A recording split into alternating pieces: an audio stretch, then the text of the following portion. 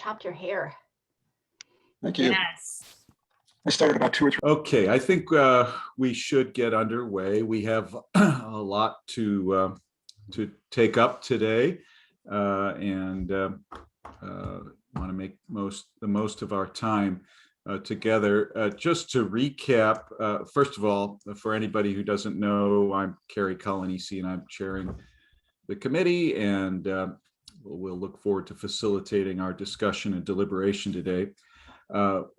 Just to recap, we have, by my count, the committee has gone through and reached some kind of at least tentative consensus, maybe more than that, on 9 recommendations.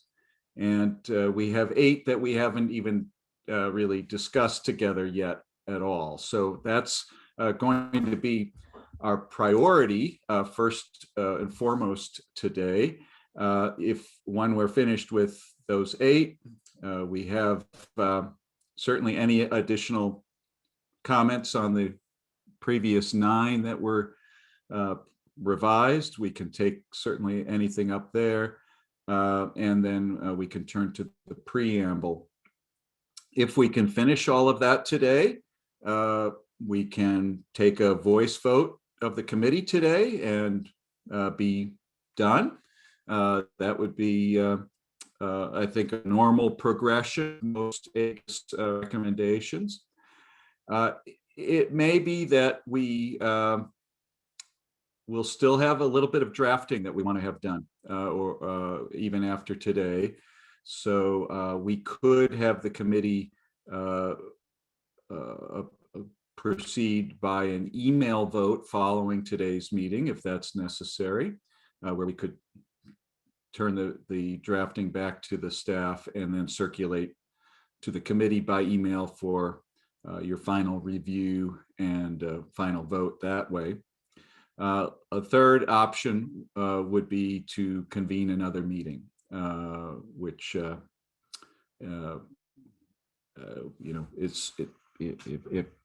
if we should get to that point. Okay, but we don't have a lot of time before the plenary, so hopefully we can get a lot done today. What I'd like to do now is turn to Danny to call the roll. She's going to call your name, and if you can unmute yourself and then indicate that you're present, that would be helpful for her to hear that you're there. It's also a great way of testing that your microphone is working and that we can hear you. Otherwise, what I would ask is when you're not addressing or not responding to the roll call, keep your microphones muted. There's a few of you I see who have your mics unmuted at present. Maybe you can find a way to mute those. That would be great. There is the chat, which I would urge you to use on a limited basis. If you have comments you want to make, it's better to air them so everyone can hear them. If you want to use the chat, though, to be recognized as we go along, that will be fine too. There's also what I would probably recommend is the raise hand function on Zoom as well. But at this point, we're going to take the roll. So when you hear your name, just unmute and say that you're here. So Danny? Carrie, you're up first, per usual. I'm present. William Piervincenzi. I believe he's coming, but here I am. Thank you. I apologize. I'm going to stay video off because I'm using the web client, and it's just not good for me. No problem. Emily Bremer. Here. Sarah Beardsley. Here. Neil Eisner. Here. Andrew Emery. Here. Levon Schlichter. I believe he's coming late. Jerry Mashaw. Here. Randy May. Here. Nina Mendelsohn. Here. Rebecca Orban. Here. Nick Perillo. Here. Dick Pierce is not coming. Mitchell Plav.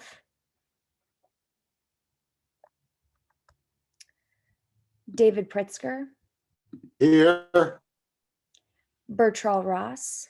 Here. William Shakely. Here. Anna Shavers. Helen Serasio. Lon Smith. Here. Kevin Stack. Here. Robert Stone. Here. Tom Sussman. Here. Miriam Vincent. Here. Adam White. Here. Great. And Virginia Huth. Present. Steph Tatham. Susan Minson. Present. Rob Hinchman. Here. Here. Tim Mullins. I heard you, Rob. Okay. Yep, Tim Mullins, I hear that here as well. And Dan Cohen, I believe you're here as well. Here. Yep. Leah Mozena. Madonna Baucom. Oh, great. Sorry. Madonna Baucom. Michael Fitzpatrick. I think he's coming late. And Jim Tazi. Here. Great. Is there anyone who I might have spoken over or went too fast who didn't get a chance to speak? Hi, Danny, I'm here. Oh, Emily. I should recognize both Emily and Michael Hertz, who are committee members and also consultants, and for the purposes of this meeting are consultants. Okay, Carrie, back to you. Thank you very much, Danny. At this point in time, I'd like to see if Matt Weiner has any comments he would like to share. Mr. Vice Chair.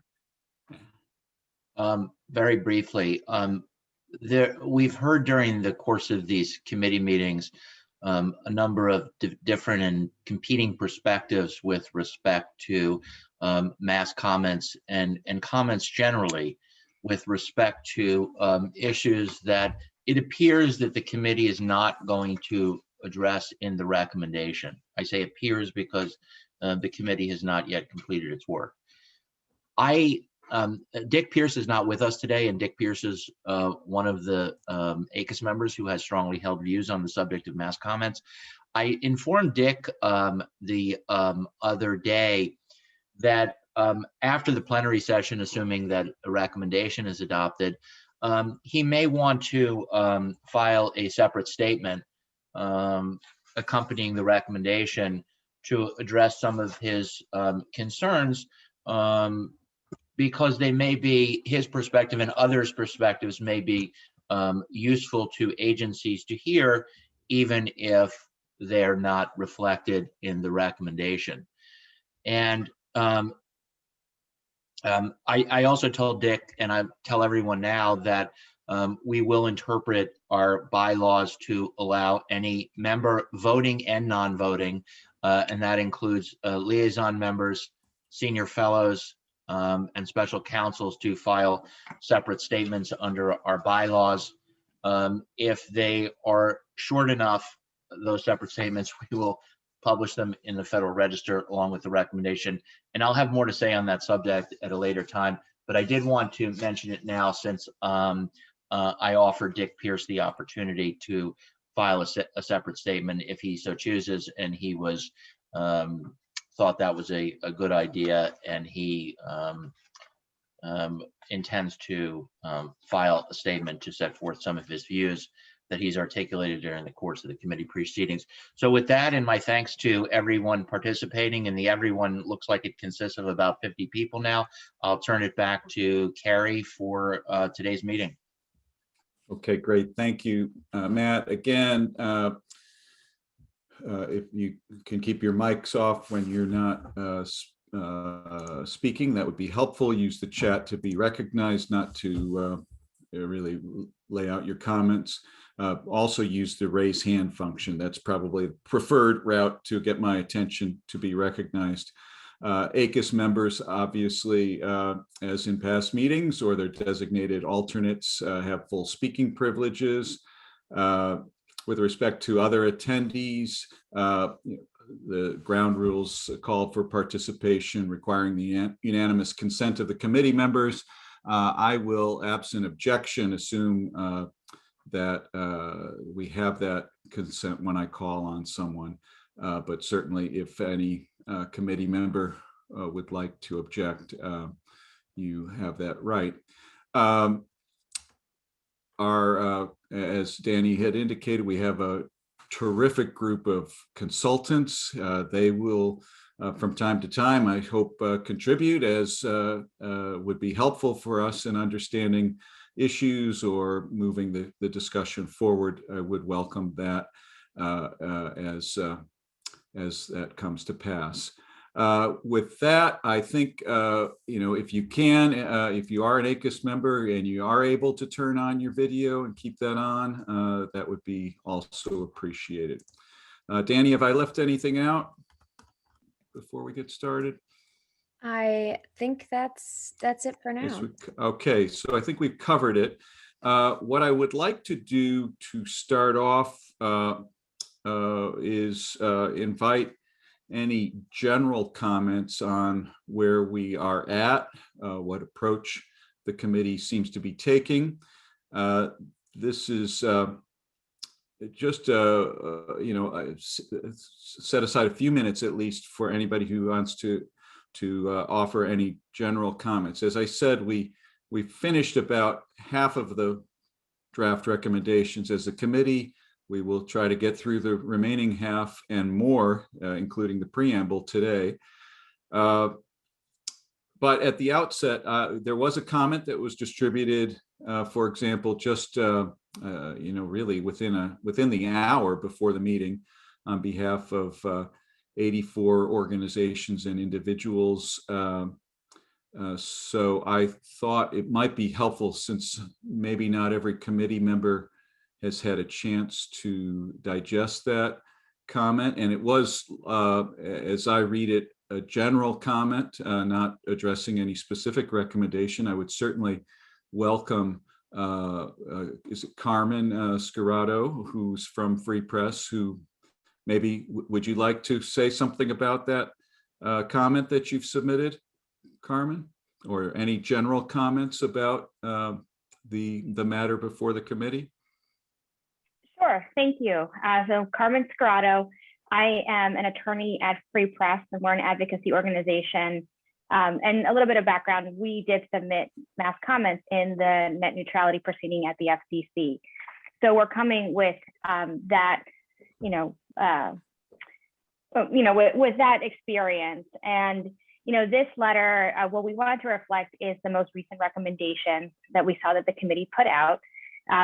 I think in the preamble, there have been massive improvements in the way that you are capturing mass comments and the difference between mass comments, computer-generated comments, and fraudulent comments.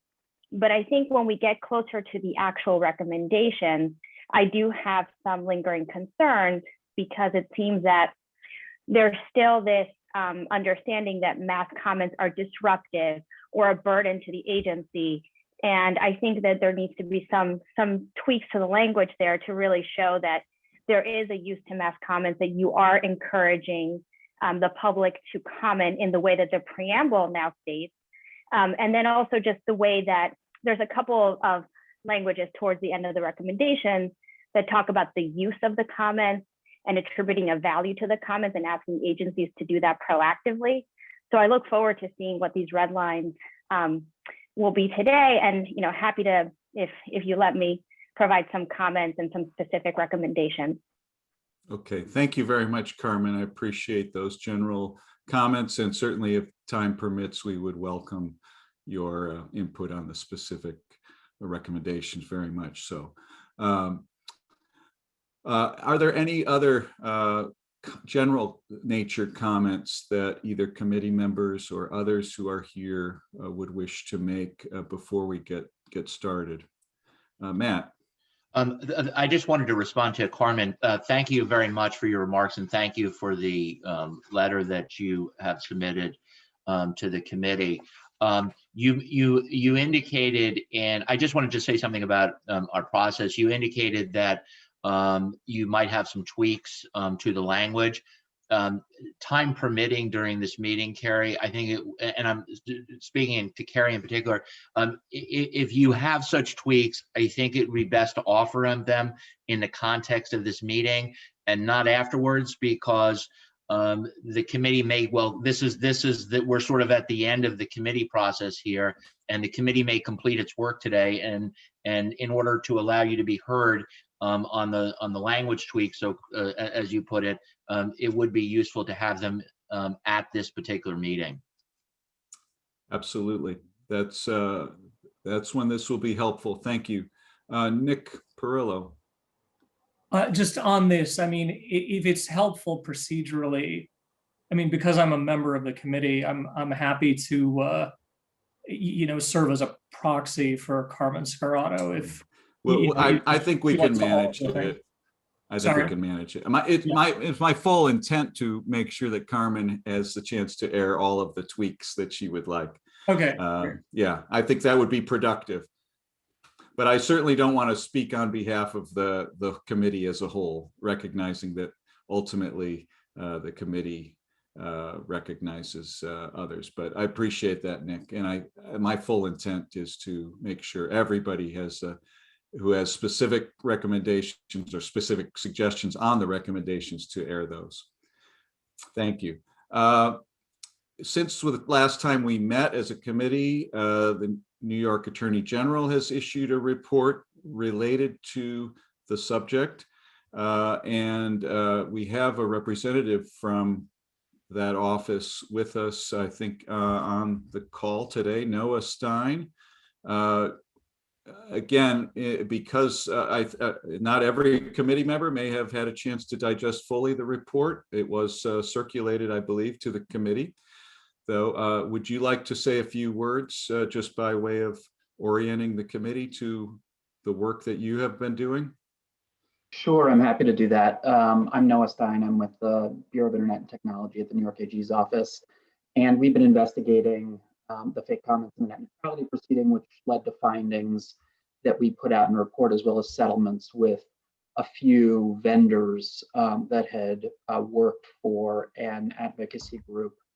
And so all of those findings, it's dense and detailed.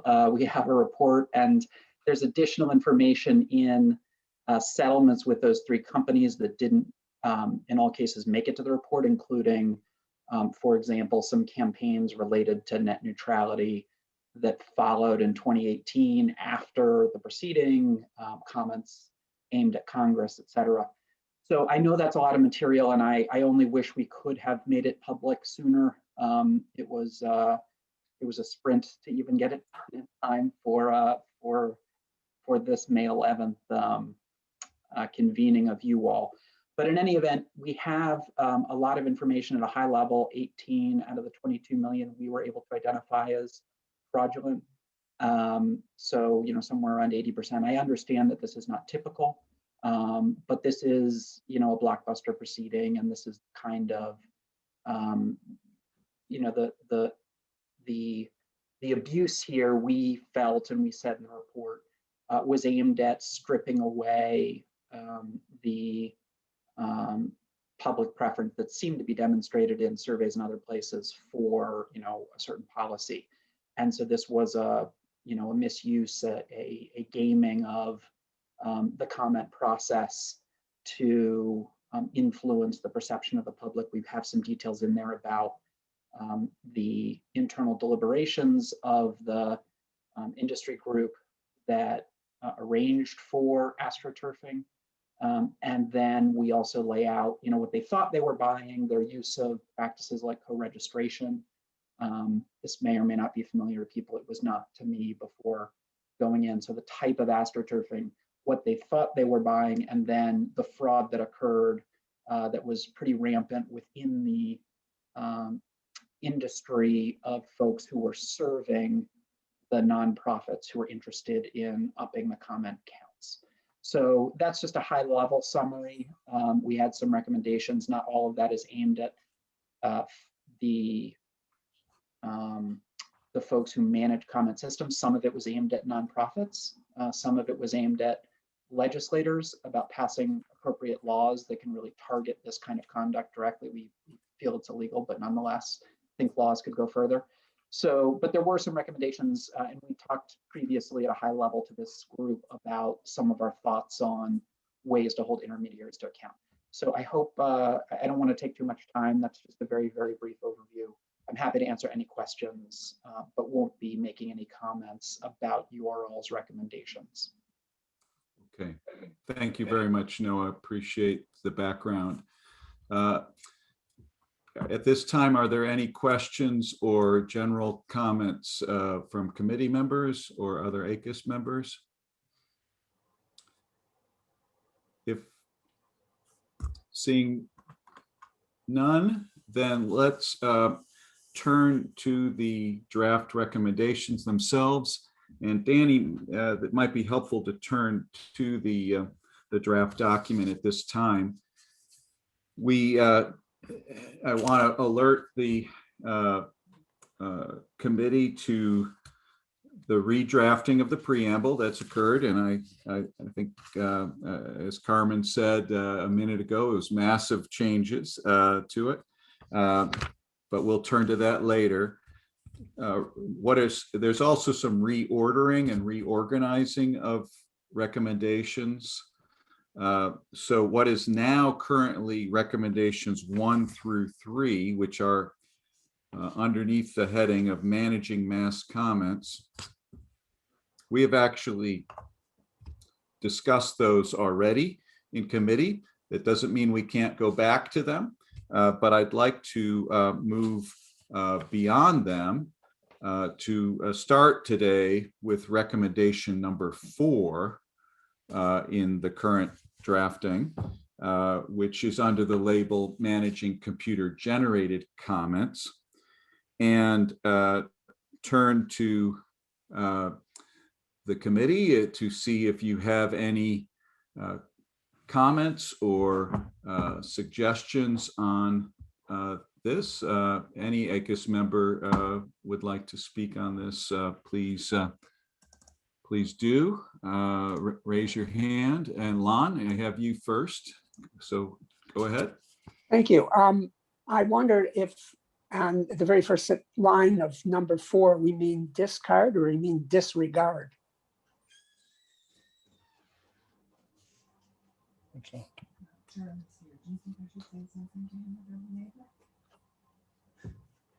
You could. We can, you know, certainly if you are discarding it, you would be disregarding it, right? Right, but then yeah, but maybe, right. Well, it leaves right. a suggestion open that if there's no informational value, we could throw them out. That was a question I had from before that I'm not sure we're ready to answer. Mm-hmm. Under the Federal Records Act, is that possible even? Right. I think I think it's the only place we use the word discard anyway. So certainly welcome any comments on changing it to disregard, but if there are no objections, we can certainly change that to disregard. Virginia, you have a comment? Yeah, on I was this just, point? thank you. Yeah, I was just going to note that agencies really, you know, from what I've read, it's extremely difficult to discern a computer-generated comment from a person-generated comment. I think there's been a lot of talk about these deep fakes. So I would just sort of be careful. The wording here says, you know, whether it says agencies should disregard computer-generated comments received. I mean, the fact is maybe you want to say if agencies are able to discern that a comment is computer generated, then they may choose to disregard it, But again, I don't want to assume that they actually know, because we really don't have the technology available to do that. Well, either in my program or as I understand it generally. Again, there was the Harvard study, some other sources that say these deepfakes are virtually indiscernible now. Okay. Sure, it certainly presumes that the agency has already been able to identify that it is computer generated. Any Yes. committee members have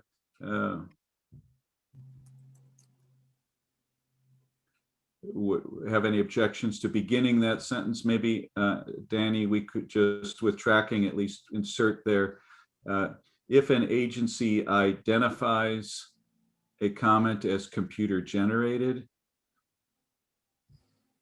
it should not disregard it unless it contains Maybe it no. may disregard it if there is no substantial All right. comment. Pardon me, I didn't mean to get. Yeah, we can do that too. If there's no, if it contains no informational value. Harry, this is Neil Eisner. Yes, Neil. Have we taken the position that they can throw it out by using the word, it may disregard it? It may you say they don't have to keep it. Computer-generated comments are received contain information value. And by the verbs we're using, we're telling them they don't have to keep it. If it contains no informational value and they have identified it as computer generated. That's the statement as it stands on the screen right now. Does that meet your satisfaction, or do you have a question, Neil? Yeah, go ahead. No, I think we appear to be sending a message that they can discard it or get rid of it. They don't have to put it in the docket, but I would think that under the statute, they would have to keep it. Moreover, if they got involved in litigation over the rulemaking, and the person who submitted it said you didn't respond, and I had an important point in there, and the agency can't respond and say it didn't have any information that was valuable, so we threw it out. Because then the judge is going to say, then how do I know you're right? How do I know it didn't have any value? Right. I think that was Lon's question, and why we were going forward with his suggested change to disregard the comment, which doesn't necessarily authorize discarding of it or even recommending of discarding it, but just simply not paying any attention to it. In some sense, if any comment contains no informational value, right, it may well be disregarded, not discarded, but disregarded, right? Yeah. Does that help you to change the word to disregard as opposed to discard, Neil? Yes. I mean, they're responding to it. Right. And it doesn't even have anything to do with the rulemaking, but they're not making a decision that has no value in getting rid of it. Right. They don't have to put it in a document, they have a record. Okay. Excellent. Right.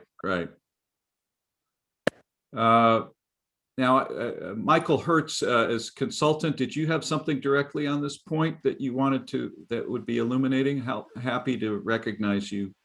Yeah, it is on this point, but I think probably Andrew, Nina, and Rebecca also want to speak to the same. Right. So I defer to.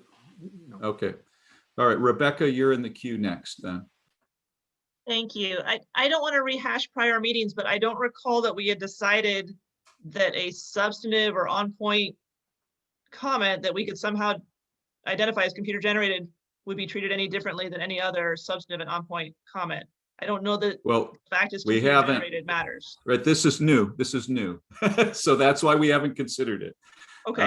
Yeah, it's up to the committee. I mean, the one option for the committee here would be not to say anything at all about disregarding computer generated comments, I suppose. I mean, so this is all for your consideration.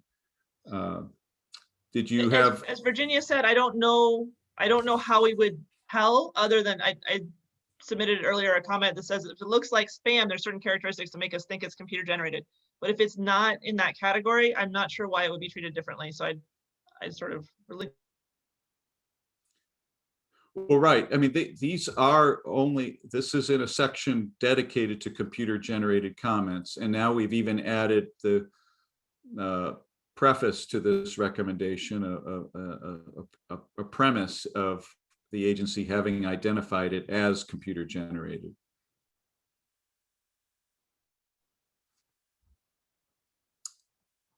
Anything further on that, Rebecca? I'd like to hear discussion on why it would be treated differently. I don't think that it would be. Okay. Andrew. I think I'm probably going in the same circles on this as other folks, but I'm not really sure what this is adding. If any comment has, as you just said, if a comment has no informational value, then yeah, the agency can disregard it in the sense of doesn't have to go address it in their final rule preamble. Saying discard it actually would be saying something unique in response to the computer generated comments, but saying disregard, it's sort of like that's true of all comments. If it's of no informational value, then of course you can disregard, at least in the sense of not having to respond. But the other issue, I guess, with computer generated comments is the whole issue of interested persons. I'm not sure if that's where we're going, that if the computer generated comment is not one submitted by an interested person, because it's interested person opportunity to comment, whether that means under the APA, the agency doesn't have to worry about them. But I'm not sure if that's what we're trying to go for with this. I think that may be partly what's motivating the desire to offer some clarification here, and what would make, to respond to Rebecca's comment and question, what would make computer generated comments somewhat different and perhaps deserving of some separate clarification for agencies. But as you say, the clarification as it's currently drafted is the same as it would be for any comment that contain no informational value. Michael, you're now next in the queue. So yeah, I think two quick points. One is, I think we probably here or in the preamble or somewhere need to distinguish three things. One is including a comment in the rulemaking docket. The second is keeping it, but not putting it in the document. And the third is literally throwing it out. And I think there's general consensus that agencies can't be in the business of throwing out comments, period. Probably under the Records Act, and certainly for the reasons Neil just gave. And we shouldn't at any point suggest they should literally be throwing things out. This is a question of what goes into the docket. And I took the point here to be actually not in conflict with what Rebecca was saying at all, but consistent with it. That is, the background here is that there is a strong school of thought that computer-generated comments and malattributed comments pollute the docket, corrupt the docket, poison the docket, drown out legitimate comments, and should not be put in the docket, therefore, right? There's a strong school of thought that says agencies need to to cleanse the docket of all that stuff.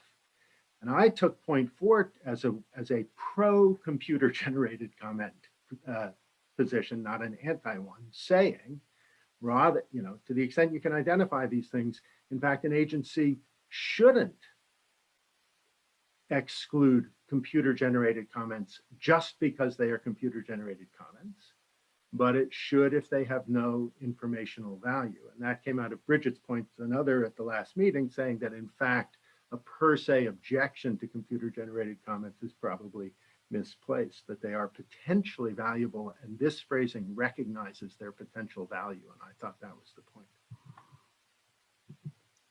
Okay, so one way of rephrasing this, if that was the intent, would be if an agency identifies a comment as computer generated, it should still keep that comment in the docket unless it contains no informational value.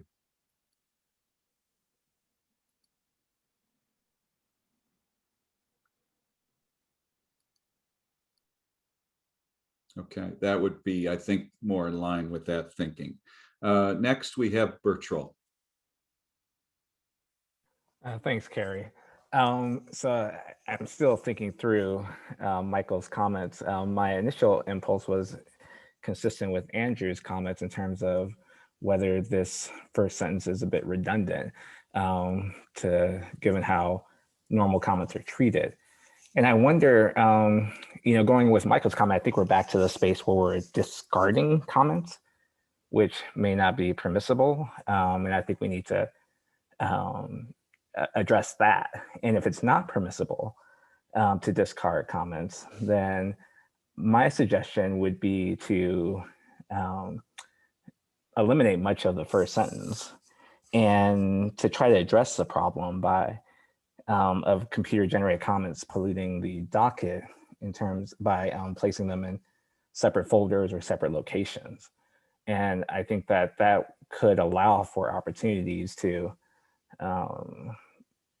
the human substantive comments to be readily identifiable and separate from the computer generated comments, which may have informational value, but should perhaps be understood by the public to be a separate set of comments. And so in terms of framing this fourth recommendation, my thought would be if an agency identifies a comment as computer generated, the agency may store computer generated comments in a separate folder or other location. I mean, I think that would probably be all we would need to say here. That wouldn't be redundant. It wouldn't fall afoul of the Federal Records Act. Mm-hmm.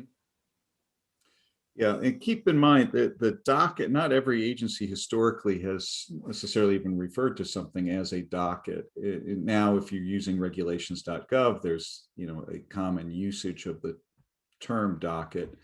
But other agencies, I think, as Lon reminded us at a previous committee meeting, sometimes refer to it simply as the administrative record and so forth. But you're right here. You could simply say that if an agency identifies a comment as computer generated, it may store it in a separate folder or other location as a possible strategy. I have next Miriam in the queue.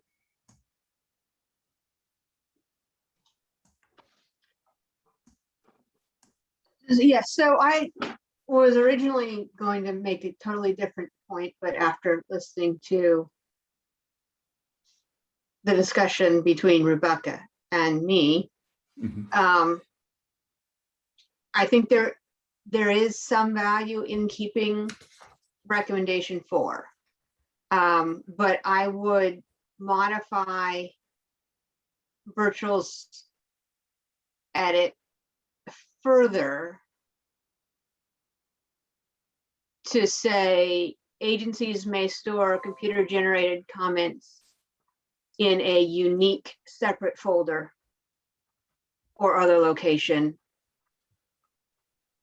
Otherwise, it's still, you're still treating it the same as you would any other comment that you're not considering and you're not putting in the docket.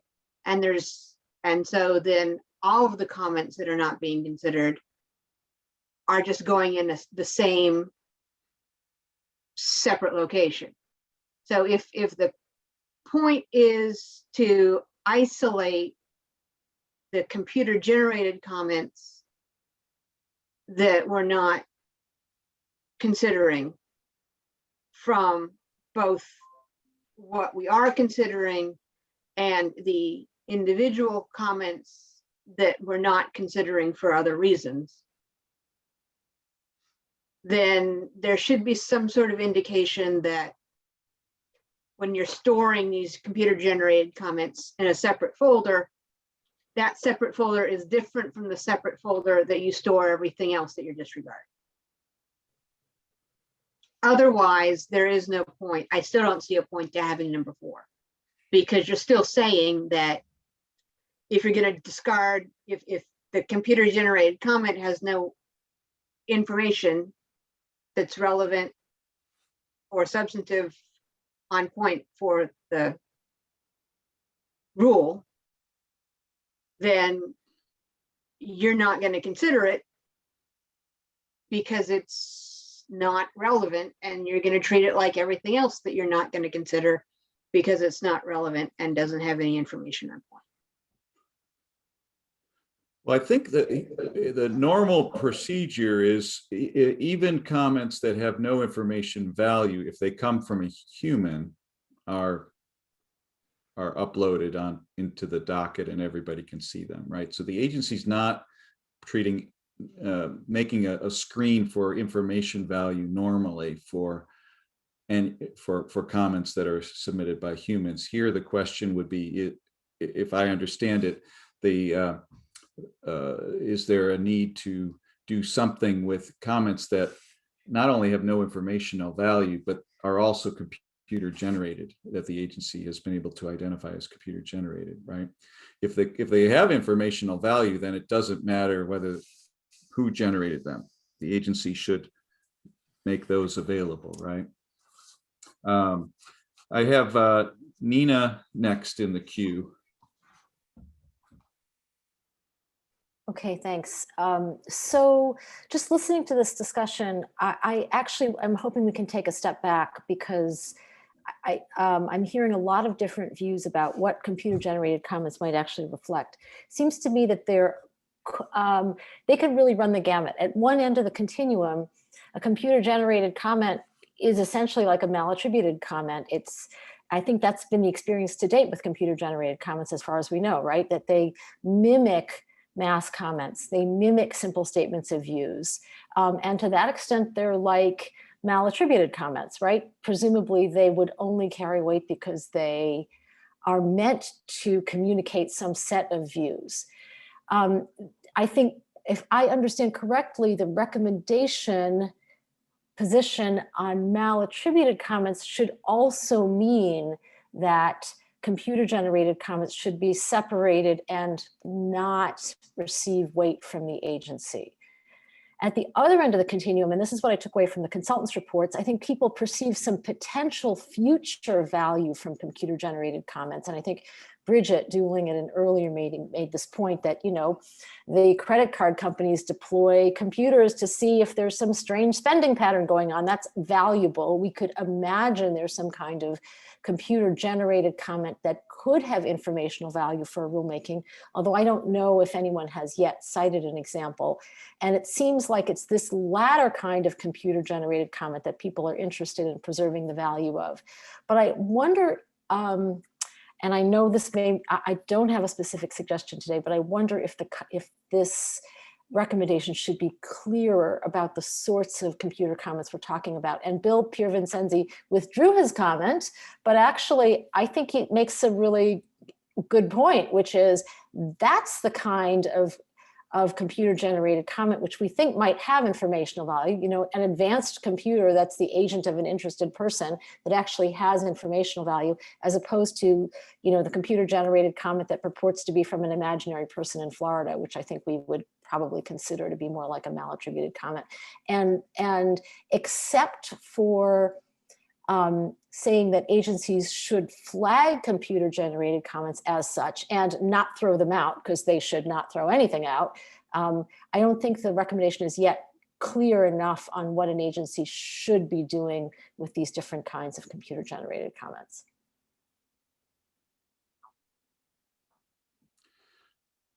Do we have views on the committee? That's what we'll invite, of what they should do. That's the very question, in fact, that's raised by recommendation number 4. Well, can I add? Mm-hmm. I mean, I think we could distinguish and say, computer generated comments that just purport to be views from people should be treated like malattributed comments, and the class of comments that we imagine could someday be the result of very sophisticated programs that could have informational value, and agencies should consider them if they do have that kind of informational value. But if they just purport to communicate views of individuals, it seems to me they're closer to malattributed.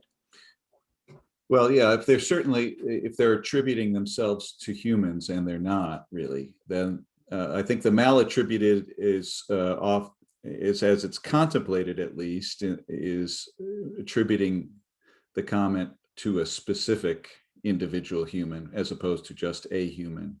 But you're right, that there is a type of malattribution that could be going on with a computer-generated comment as well.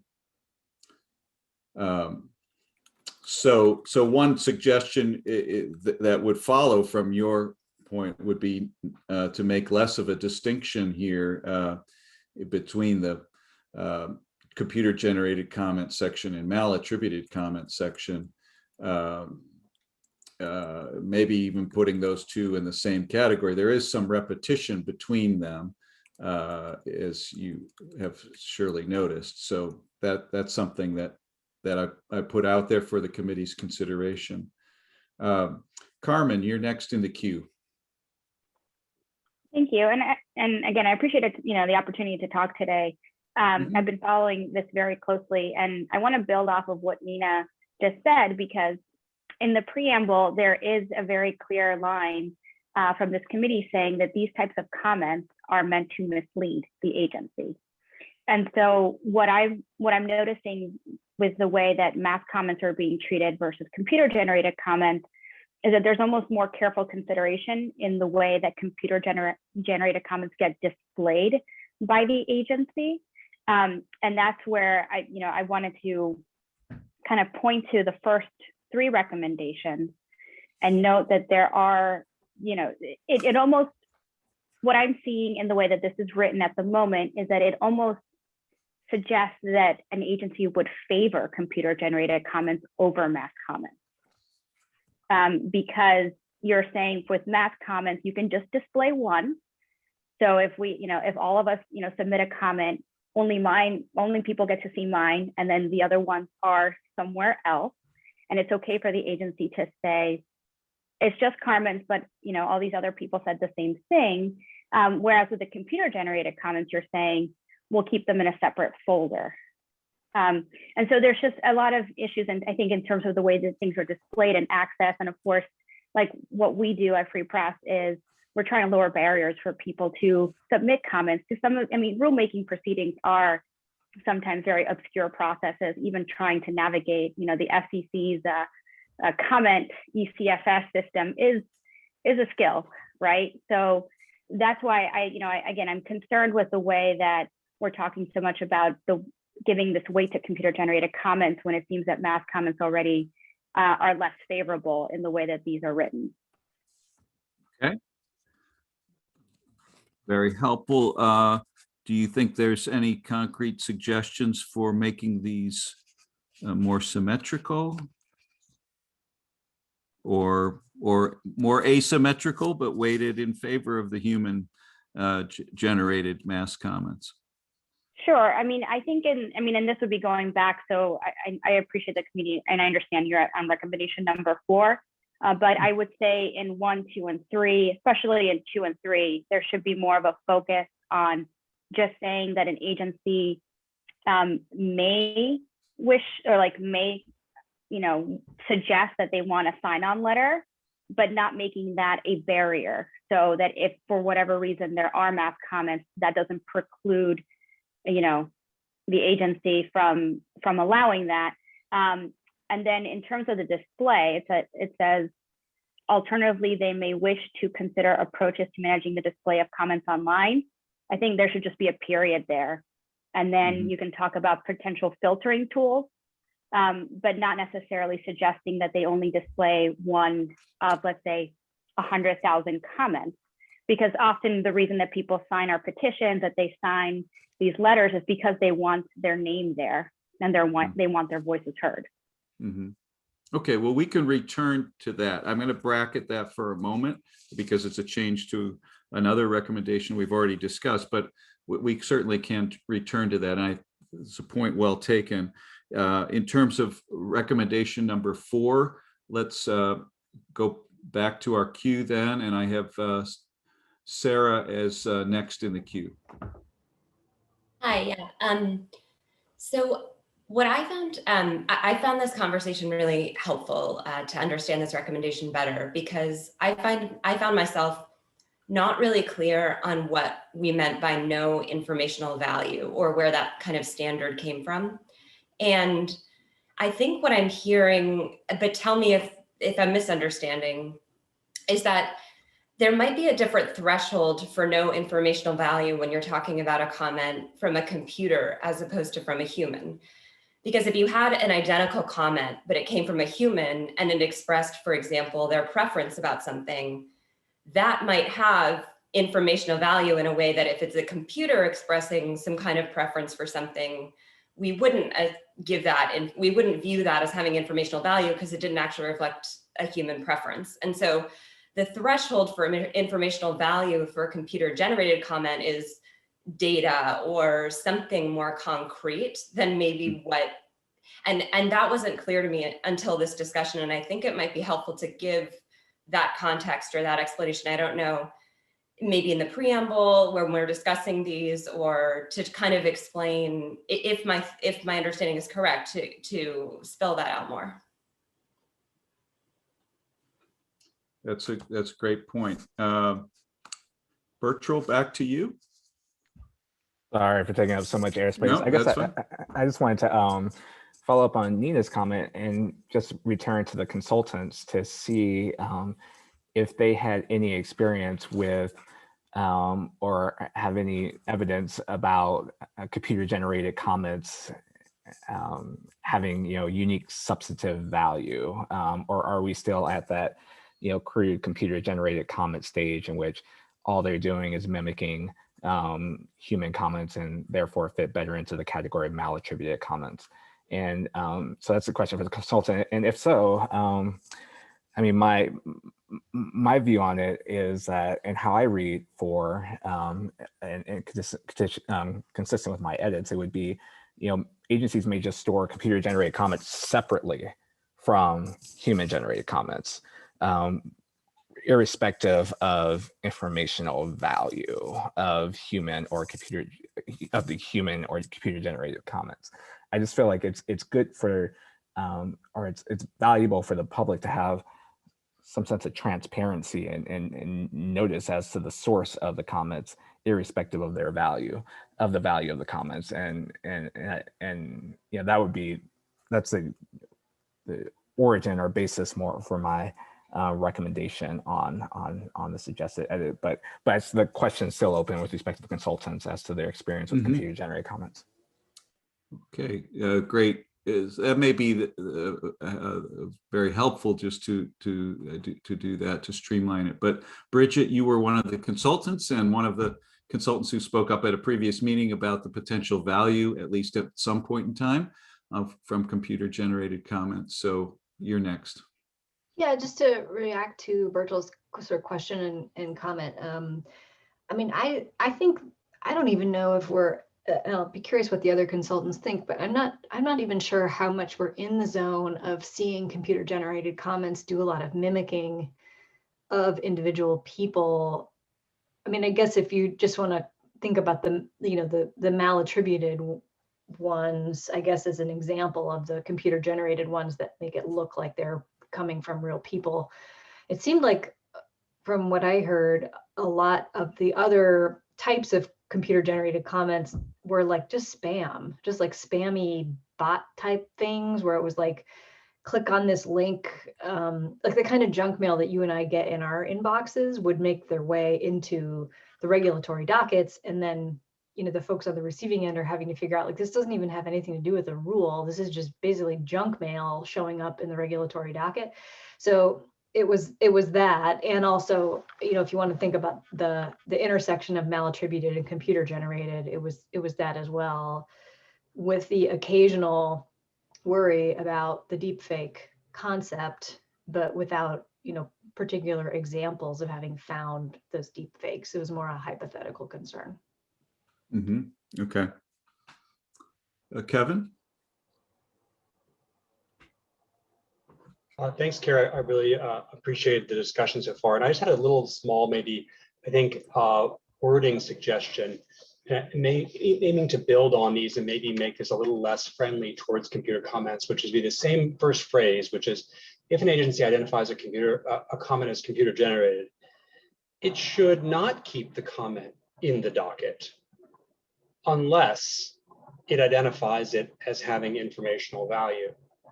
To me, I feel like it's pretty much the same thing we have here, but I feel like it gives us a little stronger weight towards a little more directionality. I don't know if that's where we're heading, but it should not keep it on unless the agency identifies it as having informational value.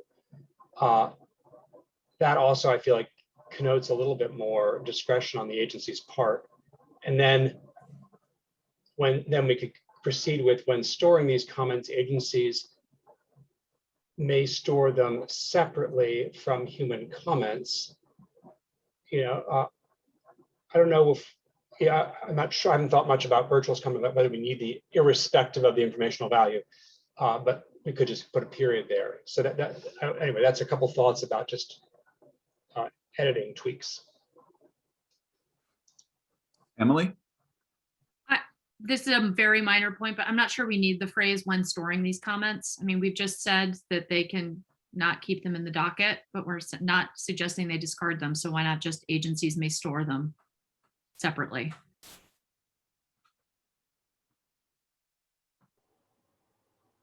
And put a period after the word human generated comments in the second sentence. There? Yes. Okay. Yeah, delete that. So if we could delete what's past that,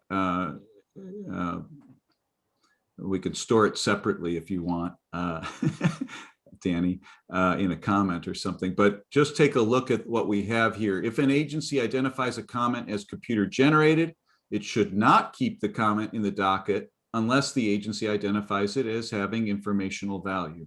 Agencies may store computer generated comments separately from human generated comments. Any objections or concerns or questions or further edits?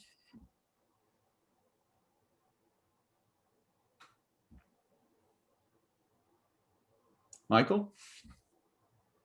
So it does raise some hard definitional, especially now that we have this new phrase, human generated. It raises some tricky definitional and categorizing problems here. So What if we said, I'm sorry, what if we just struck human generated and said other comments? Yeah, I mean, that at least skirts it. It still lurks. I mean, one of the striking things in the AG's report was learning that one college kid was responsible for, I forget, 7 or 8 or 9 million comments himself in the FCC rulemaking. So he did it, right? They were human generated. He sat down, his computer to do it. But the only reason he was able to do it was not because he was a really fast typist, but because a computer produced all those things at his instructions. And the report at some point says, of course, all computer generated comments have a person in the background somewhere. But this example has a person who's really immediate, in a meaningful sense, those comments were both computer generated and human generated. I think for our purposes, they probably fall into computer generated, right? But I'm not sure we can sweep all this under the rug. Right. Okay. Lon? Which are the ones that are stored separately? Just the all of the computer generated, or just the ones that have no informational value?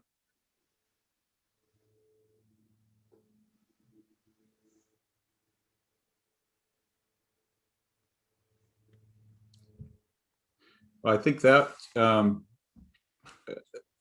invites the agency, if they would like, to store all of them separately. But if it's already keeping some in the docket and others not, then is the second sentence, suggesting if the second sentence, it may be redundant or not needed. Well, they both have to be kept, right? I mean, we've decided that. So that it's really the ones with no informational value that are kept separately, right? Because the others, or it could be all of them. It could be either way. Kept separately in the docket or kept separately outside of that. I mean, I'm not, whatever answer, it just needs to be clear. Right. I mean, actually, to just lead into recommendation 5 a little bit. I mean, one possibility would be to say agencies may flag computer generated comments or store them separately from other comments. And then it makes then the beginning of number 5 makes a little bit. Actually, before that, Danny, agencies may, before the store, may flag before store. Just put flag, yeah, flag or yeah.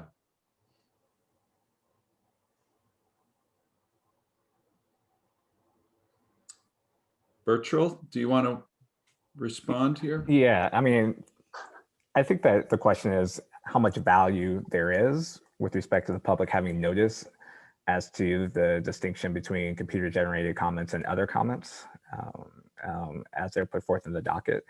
And to the extent that it does have value, you know, flagging or storing or whatever it might be, could be a way of giving the public that information, which could be valuable. But if we don't think it's valuable for the public to have that information, with respect to the distinction between public and or computer generated comments and other comments, then yeah, the second sentence could be deleted.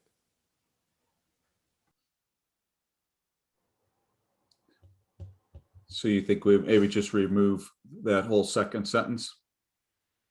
Oh no, I wouldn't say. I think we should keep it, but that would be a committee sort of decision if they just don't think it has that value. Right. Okay. All right. Good.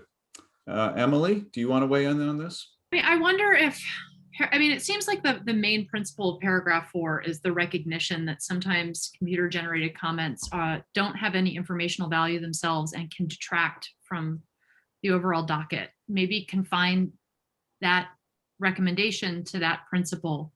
And then with this additional issue of how to communicate to the public that they exist to the extent that that's valuable, maybe that second sentence should be integrated into recommendation 5 to identify, you know, options for an agency to, you know, I mean, evaluate what information is available to the public and consider these possibilities for conveying that information, whether it's by storing them in an additional folder or flagging them.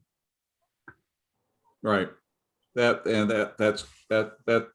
in some sense where my linkage with the beginning of 5 was pointing to. I think that's a natural suggestion following that. Which, are there any objections from committee members on that? So Danny, why don't you just do that? And then if you could delete what's in the brackets in number 4, just so we can see a more clean version of what we are working with.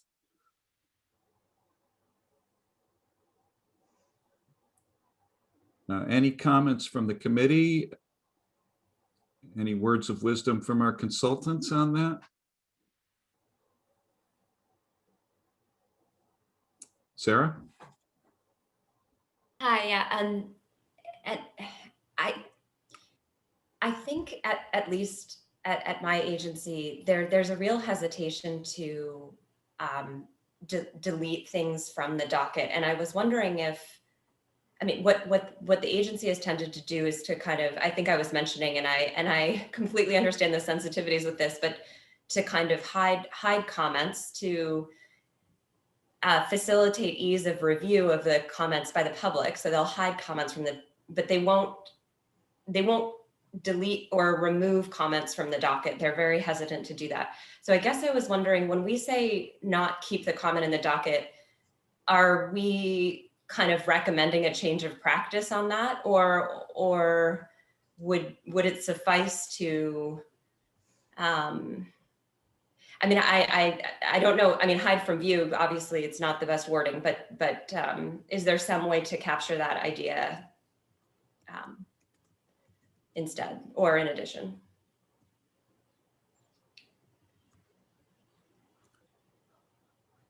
Well, we could,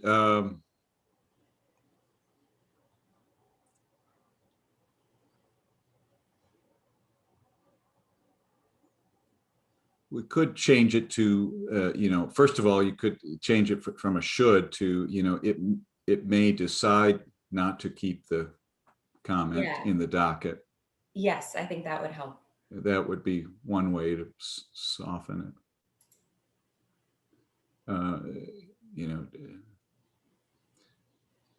Randy? Thank you, Carrie, and hello, everyone. It's a fascinating discussion here that it's hard to keep up with everything, but it seems to me, taking everything into account so far, and in terms of where we are, that to me, it now seems like paragraphs 4 and 5 ought to do two separate things, sort of bear two separate pieces of work. And going back to what Michael Hertz said about 45 minutes ago, I think paragraph 4 could be limited, should not address the storing of the comments, which it seems to me paragraph 5 does, or the flagging or storing of comments, but that paragraph 4 should simply address, and could do so simply, whether the agency should or may disregard the comments. And that's where we started from. And it seems like to me that's a different matter than how the agency treats the comments in terms of the storage and so forth. And so I would suggest that for, say, if an agency identifies a comment as computer generated, it may disregard that comment if the comment contains no informational value, or words very close to that, which we had. I mean, you could, Danny, maybe you could actually, we could combine these, first of all, just to put them side by side. It may, in the recommendation after it may either disregard the comment or decide not to keep the comment in the docket unless the agency identifies it as having informational value.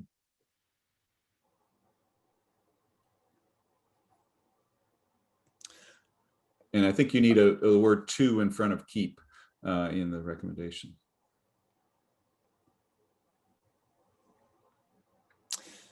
But I'm not quite sure necessarily why you even need in 4 to address what you're going to address in 5 about whether the agency and how the agency stores the comments, and because it seems to me the storage of the comments, based on what I've heard from the agencies, raises some particular types of issues and how they treat those. Right. I think I know how I might do it, but I do think 4 could just contain this pretty simple statement about disregarding comments of no informational value. So anyway, let's just to display that, Danny, could you do a strike through between in number 4 on the words either? Keep them in there, but just put a strike through. It may disregard the comment, and then strike through or decide not to keep the comment in the docket.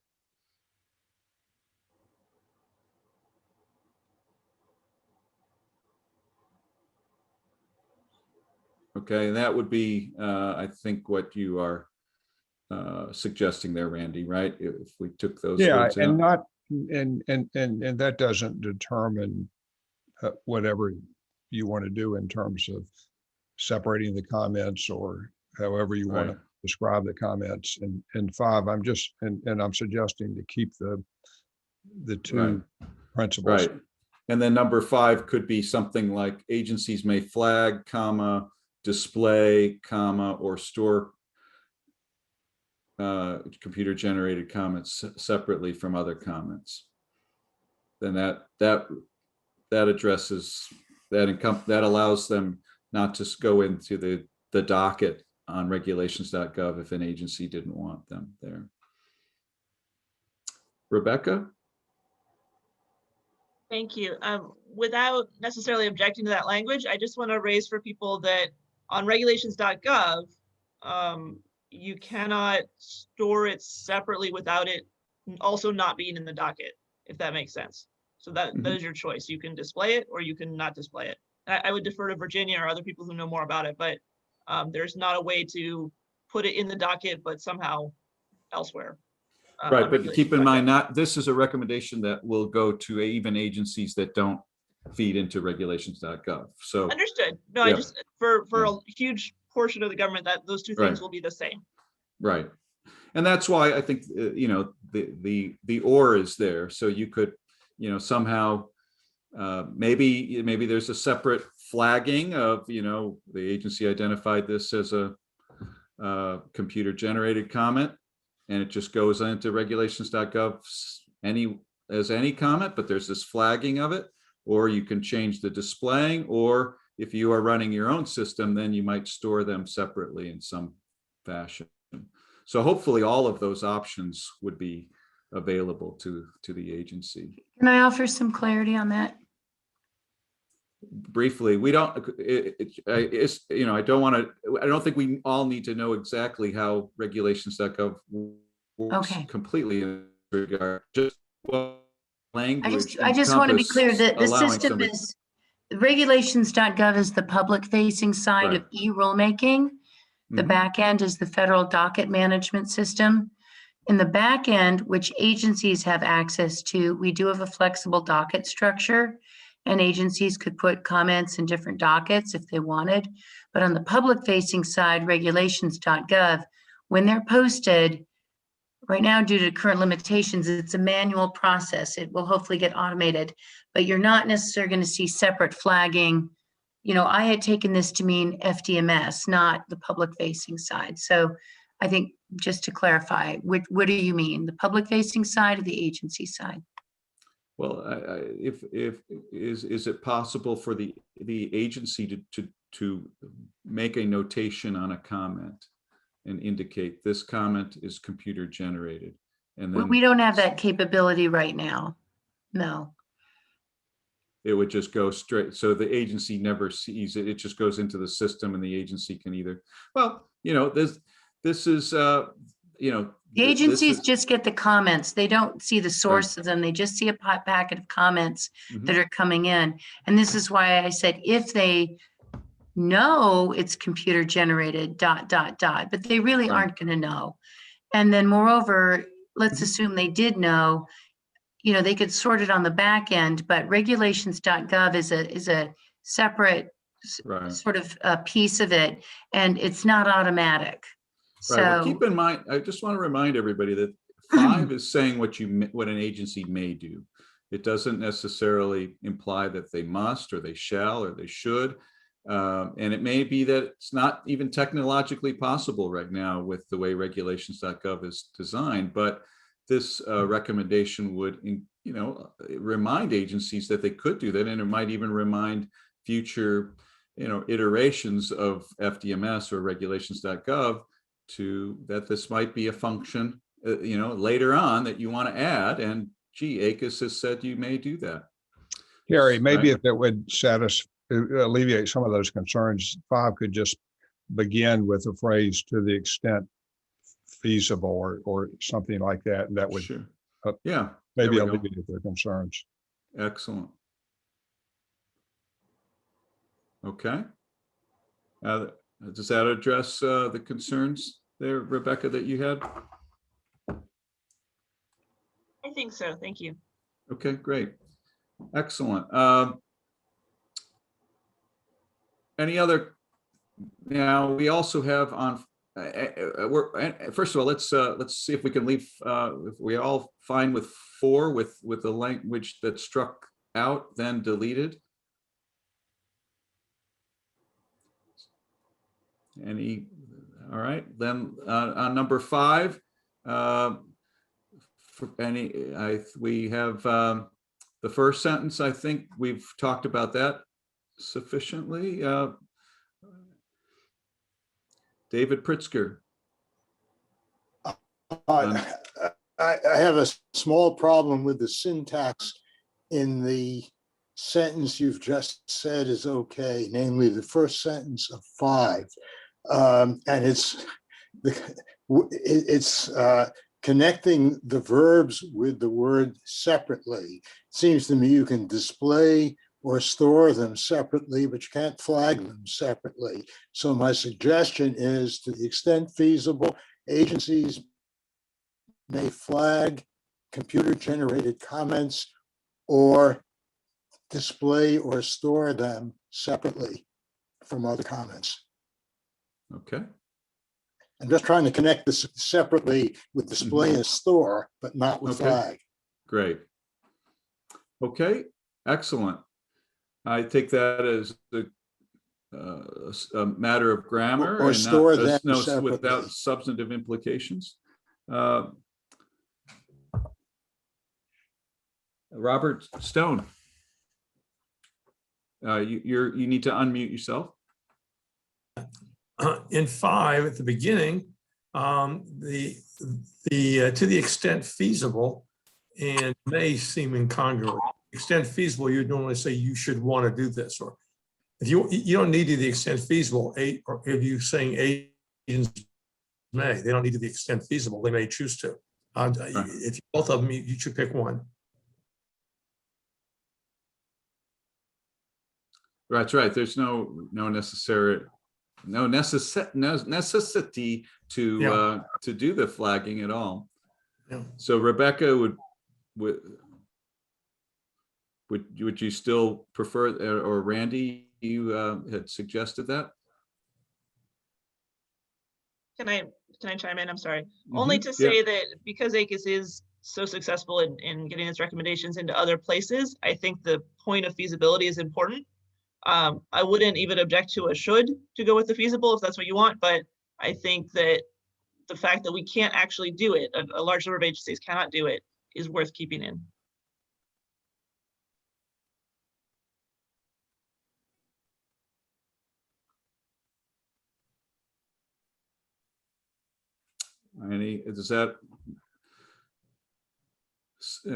Now that changes a little bit of the substance in that we are now saying, as long as it's feasible, now you should do this.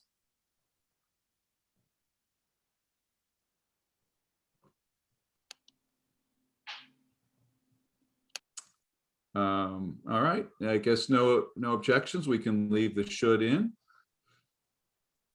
The second sentence, if an agency does flag a comment as computer generated or remove such comment, the agency should note the removal in the docket. It seems pretty straightforward. Any comments, Lon? It says if an agency flags or removes, it should note the removal. So what does it do with the ones that it flags? Yeah. I don't think you need to It's already mention flagged them. I'm not sure it's needed, right? Right. What if we just delete the part about flags there? There you go.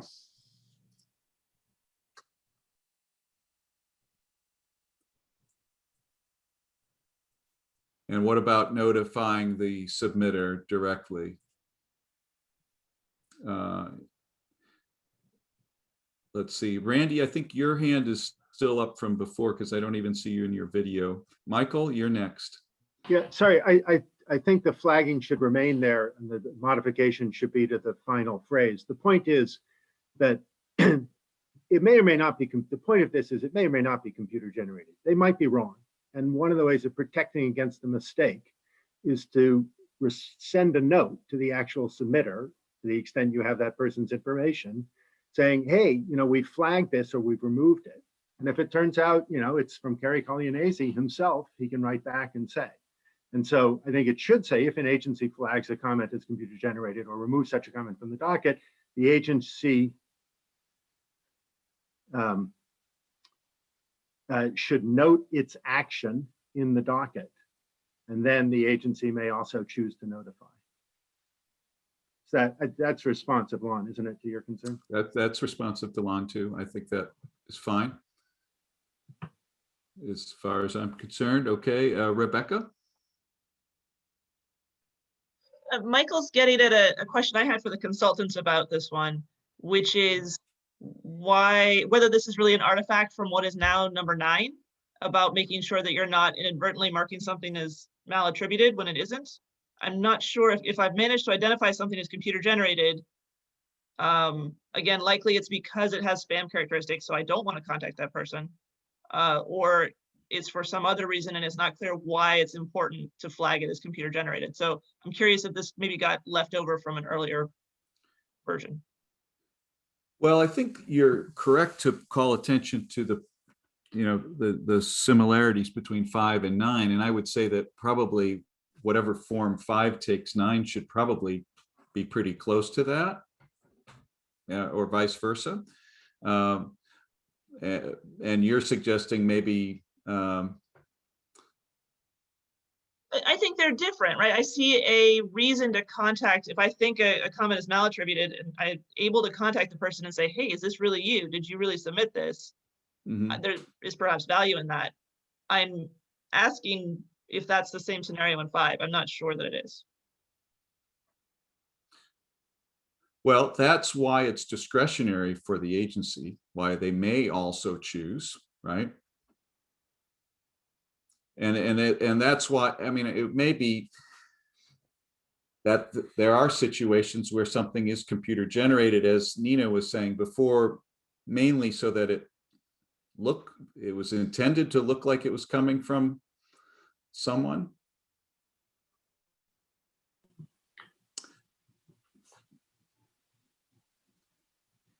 I'm not sure the consultants are going to be much help here, Rebecca. I do think that the second, item 2 there, don't do it if it violates your security policies, and avoiding responding to spam is responsive to your concerns and doesn't have an equivalent counterpart in 9 because the situation is different. And that last bit does address my concern, and I'm happy to kind of back away from this recommendation, but I cannot think of a reason that in my practice I would want to contact somebody who had submitted a computer generated comment. So I was asking the question, but that's fine. Yeah, I mean, part of it, I think, is the computer generated comments that where this might be the case would be ones that are in, I think, what Nina called the hypothetical somewhere down the road, perhaps line where somebody's able to create the Bridget Dooling model of a computer generated comment. Okay, thanks. Any other comments on 5? All together, all 3 sentences, including this revision that we were just talking about, the last sentence about notifying the submitter.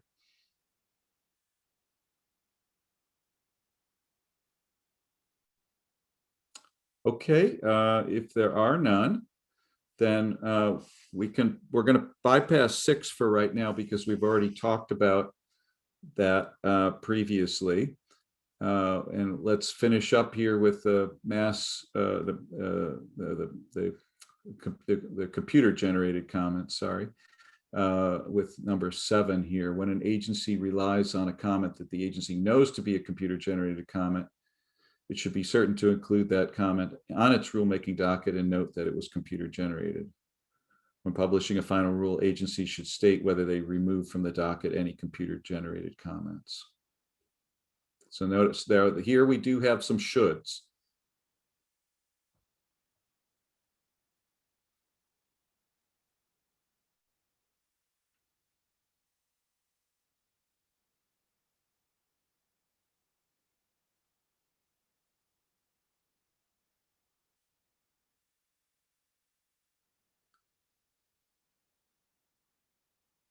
How about if I may make one suggestion on the last sentence, so that it's not taken out of context.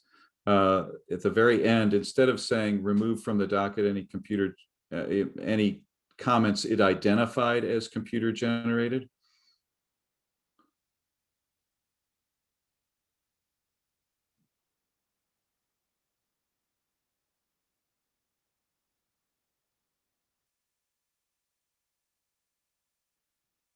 Sarah? Yes, I had a question about the previous sentence. So it says it should be certain to include that comment on its rulemaking docket and note that it was computer generated. And when we say note that it was computer generated, are we, you know, the next sentence explains that something is described in the final rule. And I wasn't sure when we use that terminology note, are we saying that we would, in the final rule, if we were responding to that comment, for example, we would explain that, or would it be note like a flag that's described in the prior recommendation? I wasn't sure what we're getting at with note there.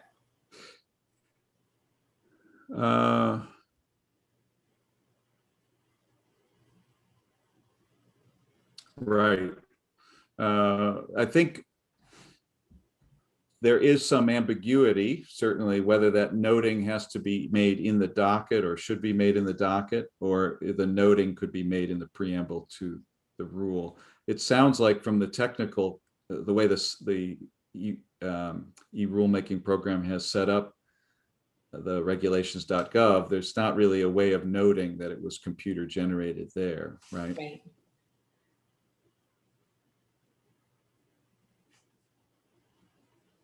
So I wonder if we should just maybe you just leave it when you're publishing in the final rule. Yeah, that's what I was wondering, if we should incorporate that concept into the next sentence, if that's what we mean. We're saying Right. It should note any comments on which it relies that were identified as computer generated. Yeah, go ahead there, Danny. Note for which they, I guess it's plural, agencies.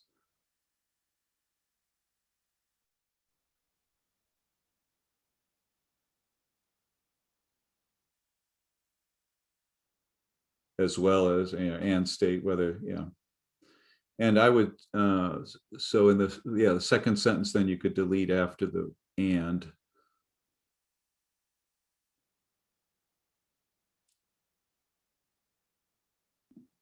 Sorry, delete after and? On line 143, the last two words and the rest of the sentence. Got it.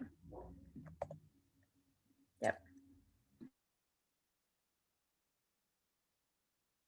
And I think we could, just in a matter of style, probably, I don't think we need be certain to, just it should include. Unless people really think that added something. Carmen? Thank you. So I had I guess a general question, which is why would an agency rely on computer generated comments? Again, based on the preamble here, where we're talking about, or you're saying that, you know, these are types of comments that are meant to mislead. And also, I just want to hold in the beginning, we did talk about that it presumes that the agency knows that these comments are computer generated. And as we saw with just the New York AG report, right, that just came out last week, that's years later. It requires like years of analysis to understand what happened in the docket. So it seems like, at what point are they noting, and this is what Sarah was suggesting, that these are computer generated comments, because it may be years later.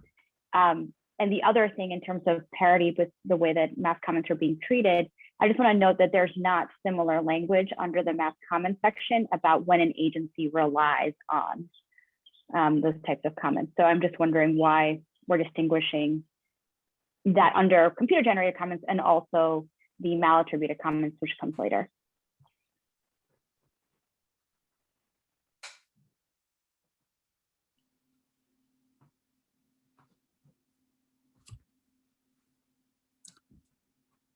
Any thoughts on that, committee members or consultants? I'll make a comment if I may. Nina? Mm-hmm. I understand the flagging requirement here to be a useful way to communicate to the public. We have some comments in the docket that are sort of dubious origin. And so we want to be particularly clear that the agency is handling them that the agency is handling them, maybe relying on them, maybe storing them separately. Those kinds of concerns I would hope would be less present with mass comments and thus requiring less special handling. Carmen, you also have a comment about whether the agency should be able to kind of not display all mass comments. And I think that's a valid point, which we'll take up separately. But I think to my mind, the handling of the computer generated comments doesn't raise those kinds of implications, negative implications regarding mass comments. I think they actually helpfully flag computer generated comments as raising especially problematic issues.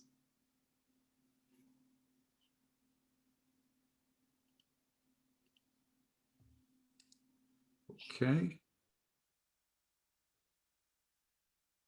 I think because we've just said that they could store them elsewhere, we want to make sure that they know that that doesn't mean that if they rely on them,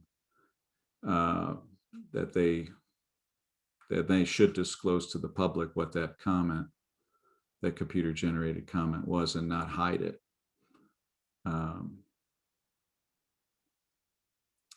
But it's a fair point. Maybe we could, when we go back, we should make sure if there's no, I think there's in principle no reason an agency couldn't be instructed if they rely on an identical comment that was part of a mass commenting effort, then they should include that. But I think that's already the norm, and then that may be why it's not stated as well, because there's a strong norm already to do that. Michael? If one wanted to distance oneself a little more from computer generated comments, et cetera, maybe the first word in 7 should be if rather than when. It sort of makes Nina's point about a kind of presumptive dubiousness. Right.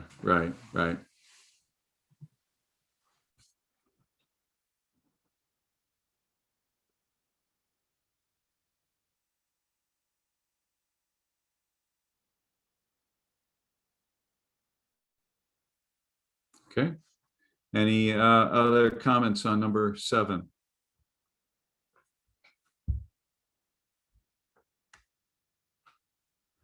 Okay, so we have about 5 more comments left.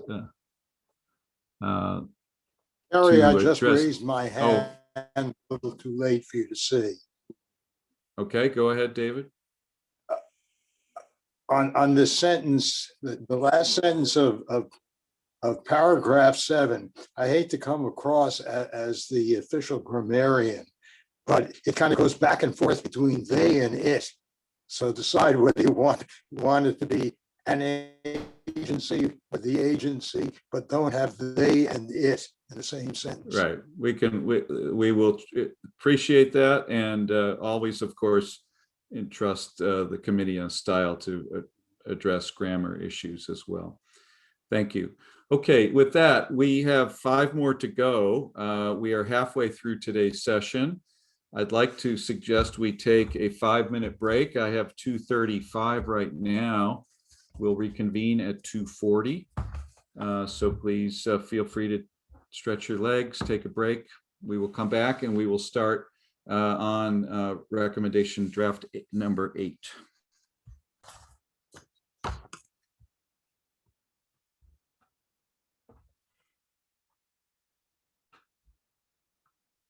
Let's turn to recommendation number 8.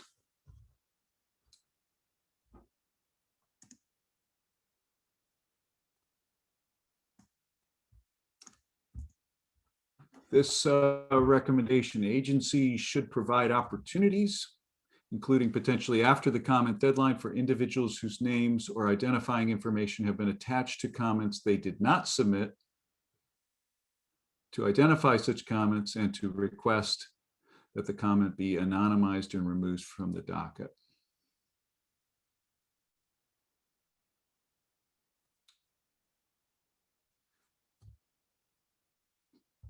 any committee member or ACUS member have any comments on?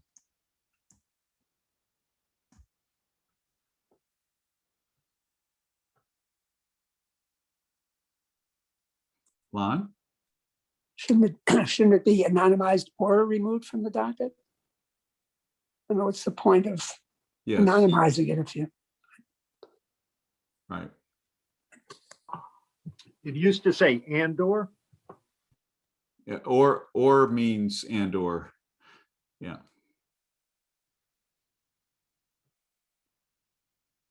Okay, any other comments?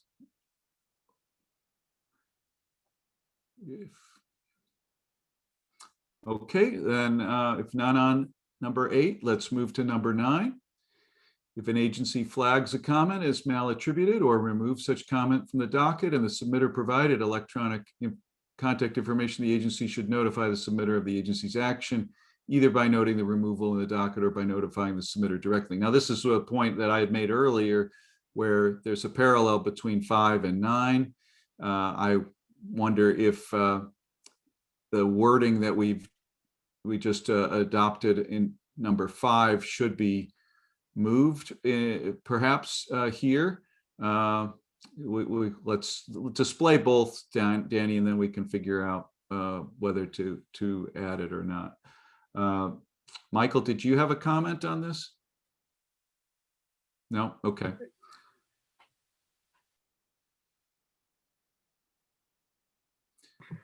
I get, well, sorry. Because of the drafting history, it's limited to situations where the submitter provided electronic contact information, which is probably inappropriate if one of the ways the agency can do this is by noting the removal in the docket, right? In other words, I think the original draft said, if they have an electronic contact information, the agency should reach out. Now, with the addition of the alternative of noting the removal in the docket, the situation shouldn't be limited to those where the submitter provided information. So maybe remove such comment from the docket. The agency should either notify note the removal in the docket, or if the submitter provided electronic contact information, notify the submitter directly.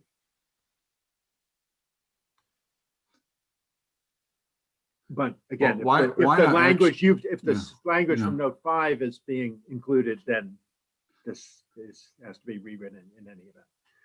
So.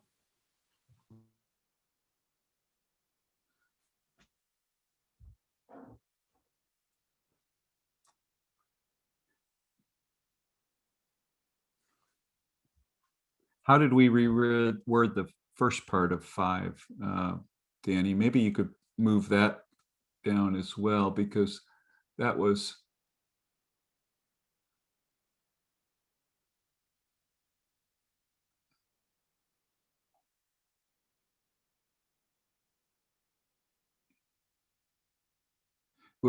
noted.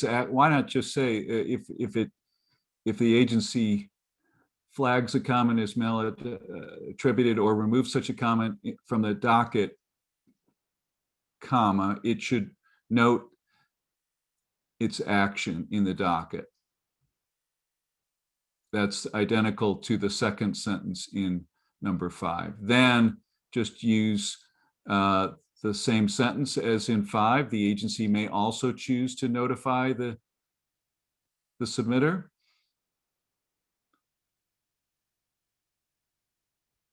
That's identical to the second 2 sentences really in number 5. So I should think we would be okay there. I would just remove that extra comma. Thank you. Lon? is an agency ever going to know who the submitter was on a malattributed comment? Isn't that the whole point? They want to hide who they are.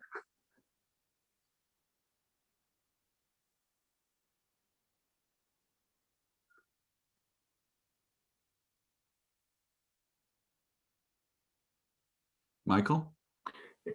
I think at least the original idea here was, so I submit a comment and I say I'm Lon Smith and I give your email address, right?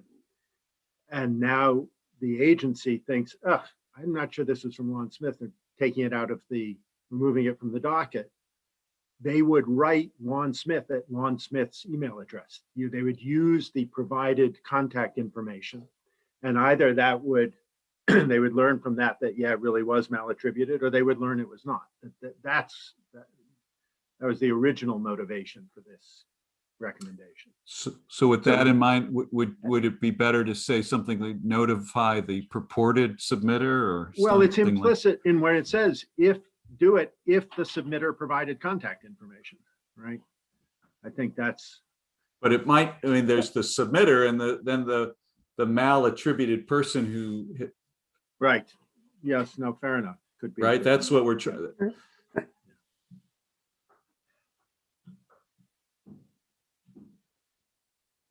And then notify the purported submitter. There you go. Does that address your concern, Lon? Yes. And Danny, you could put purported in front of the submitter in number 1 there too. Yeah, that's right. Right there. Yeah. Well, the purported submitter is not going to provide contact information, right? The issue is when it's actually not malattributed and you think it is, right? That's the double check here.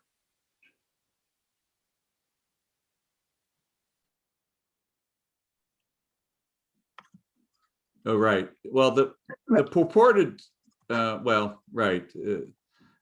Contact information was supplied or something like that. We could just even go to passive voice in that context.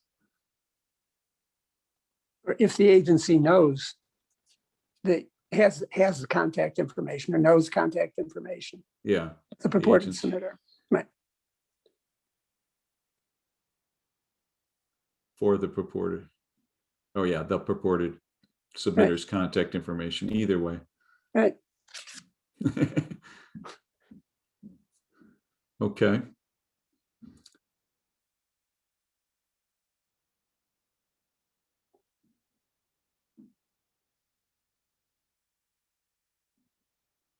Any other comments? Michael, you have your hand up still. Anything further? Okay. Left over, sorry. All right. Virginia has her hand up. Okay, Virginia. Hi, sorry, for some reason I don't have the little icon in my suite, Oh, but okay. so I'm just going to do a real hand.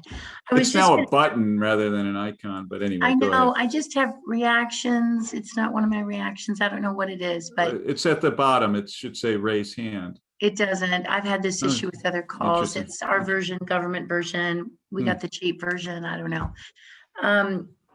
The point I was going to make is that if a person is going to submit a malattributed comment, they may very well provide a false email address or other address. So if an agency were to follow up with that email address and say, are you really, you know, Fred Smith, the person might say, well, yes, I am. And so it's not, I was just going to note, it may not be entirely effective to do that. You could send a mail letter, but again, how do you verify that the person lives at that address? It's just going to be very difficult to validate malattributive comments as a general matter. So they may choose to do this, but I just wanted to point out that the efficacy is probably limited. They may also choose not to do it as well. Right. Rebecca? Thank you. I had a quick comment on the very last sentence. We may perhaps want to stop the sentence at agency security policies, just to, I appreciate that the concern is the same about spam, but it may be confusing to talk about computer generated stuff. Thank you. And then for Virginia, I have the same problem you do, but I have the hand raise button is in the participants chat. So if you open participants and see the list, there's a hand raise there for me. I don't know if that works for you. Okay. Now I get the chance to rename myself or mute myself. Thank you, though. Okay. Any other comments on number 9? All right, number 10 then. When an agency relies on a comment that knows is malattributed, it should be certain to include that comment in its rulemaking docket, probably, rather than on its rulemaking, and should note that it was malattributed. When publishing a final rule, agency should state whether they remove from the docket any malattributed comments. Now, this is a parallel to what was number 7 in some sense above. So maybe, Danny, you could again do the same thing, at least copy and paste for now what we came up with 7, and at least have it display below the text for 10. Yeah, great. So, Michael? A substantive suggestion. It seems to me that if an agency knows it's malattributed and is relying on it, it should actually anonymize it. It should get rid of the malattribution. I mean, if it knows the name is a phony name, it shouldn't say, but we're relying on the comment. It's fine to rely on the comment if the comment has value, but it shouldn't be broadcasting the name or drawing people's attention to the name. It should anonymize the comment and then rely on it. So if we go to the first sentence, then we could say, first of all, take the word when at the beginning of the sentence and change it to if. Okay, so that it should, then after should, it should anonymize, or it should, I think it should take be certain to out of there, by the way. Okay. And I think just include that comment. Maybe include an anonymized version of the comment in the rulemaking document. Right.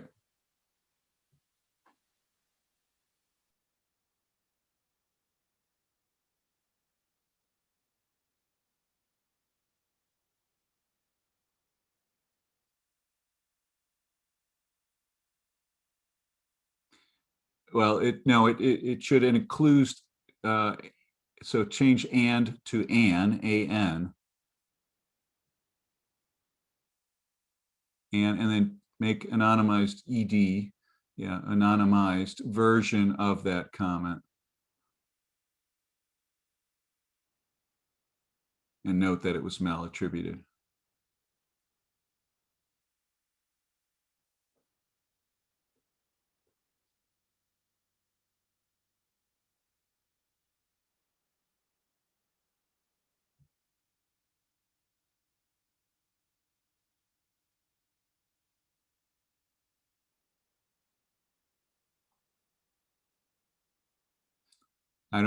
I think the rest of what was number 7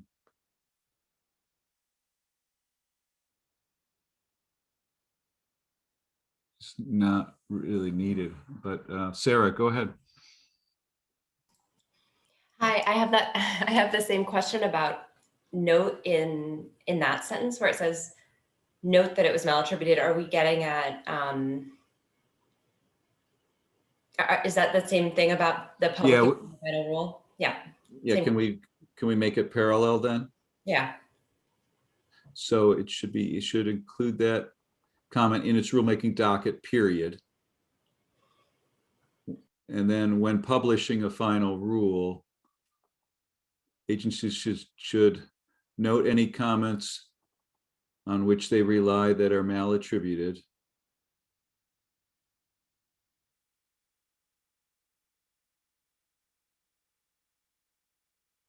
And should state whether they remove from the docket. Right. Now it's parallel. Okay. This is Neil again, Carrie. I don't have the hand either. Go ahead. These things are getting very complicated, when and if and how.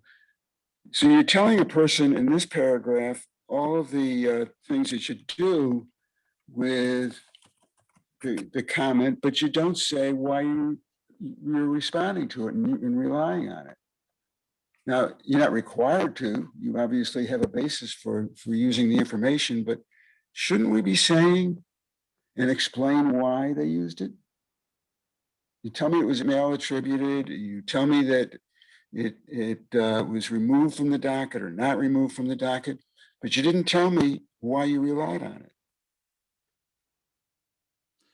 So are you asking, I want, just to clarify, I'm hearing you possibly say one of two things, Neil. One is that we should explain in our recommendation why an agency might rely on a malattributed comment, or another thing is that you might be just saying that if the agency relies on it, it should explain why it's relying on something malattributed or computer generated.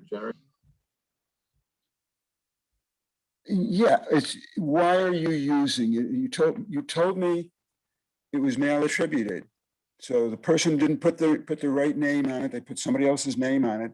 So why do you tell me that? Well, we tell you that because you need to know that they're using someone else's name, implying that it's not a worthwhile comment because they lied about whose name was on it, who is responsible for it. But then you say we're using it. So, well, I mean, so we attribute a comment comes in and says that the earth is round, and they attribute that to Mickey Mouse. The earth is round, and I'm going to rely on that, but I don't really, it doesn't matter for the earth being round whether the comment came in from Mickey Mouse or anyone else, right? Well, then there's a question as to whether you have to even explain why you used it. The earth is round. We all know that. It can be accepted by the court or the agency. I'm just simply saying, I'm confused as to what's going on here. Why do you tell me all this? And but not tell me why you used it, which could be because it's obvious the earth is round. Well, I mean, there may be some information value. That's my earth is round is just a proxy for some comment that would have some information value, right? And even though where it came from is not important, I now know something as an agency because of this malattributed comment. It maybe it came from some kind of whistleblower who just wanted to blame it on someone else. But the information is important for the agency. And I think it would be hard for an agency if they followed this recommendation to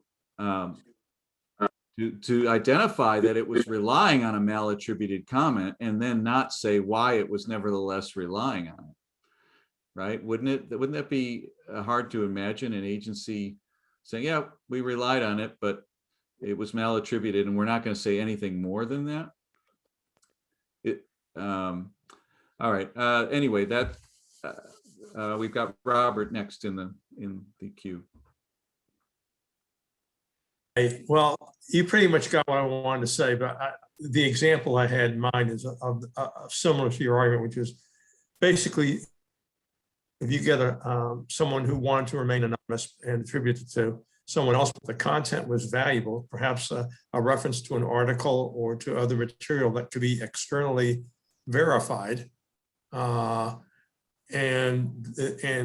the agency hadn't otherwise considered it, it would be valuable. And I mean, it's sort of, I think the agency would only need to be required to acknowledge that they did otherwise validate the accuracy of the information. That's all. Okay. Do you think that in light of that, any changes would be needed, Robert, to this wording? No, I think I'm okay with it. Okay. All right. Bill, you're next in the queue. Thanks. It turns out one of the other commenters taught me just how to raise my hand even in the web app. So yay. So I don't know if this is useful or not, but so when we publish a final rule, we don't, and we have our docket published online, but we don't attribute comments to individuals in the final rule. We might say, an individual said X. We might say a trade group or 4 trade groups said Y. So we're not doing attribution at all. So whether it's a attributed comment or not is sort of irrelevant to our process. So I wonder, we could make a modest tweak to just say, when publishing a final rule, agencies that attribute comments can, or maybe it's just not worth worrying about because my agency just doesn't have to do every recommendation, right? So just for those who are agency participants, I just wonder what your policies are on that. Do you attribute comments normally in the final rule such that it would make sense to indicate whether one was malattributed or not? That's it. Great. Bill, can I just follow up and ask a follow-on question? Attributing could mean stating that a comment came from a bank or the banking industry or something like that. Yes. Do you do that? I mean, and what if the comment was, misattributing itself to a bank, but nevertheless, as Robert said, contained something that you might find was helpful? Yeah, that's interesting. So we do that. We'll sometimes say an industry participant, right? Or maybe even a bank without identifying which one. But yeah, I hadn't considered the possibility that someone's spoofing a trade group or a bank. And I guess, I think we haven't formulated what we would do in that case. So yeah, maybe there's some value in the recommendation as is, because it is a form of attribution to characterize the type of commenter, even if you're not characterizing the identity. So we'll have to give that a little more thought. Thank you. Okay, thanks, Bill. Tobias, thank you, Rebecca, if you haven't left yet. But Tobias, you have a comment?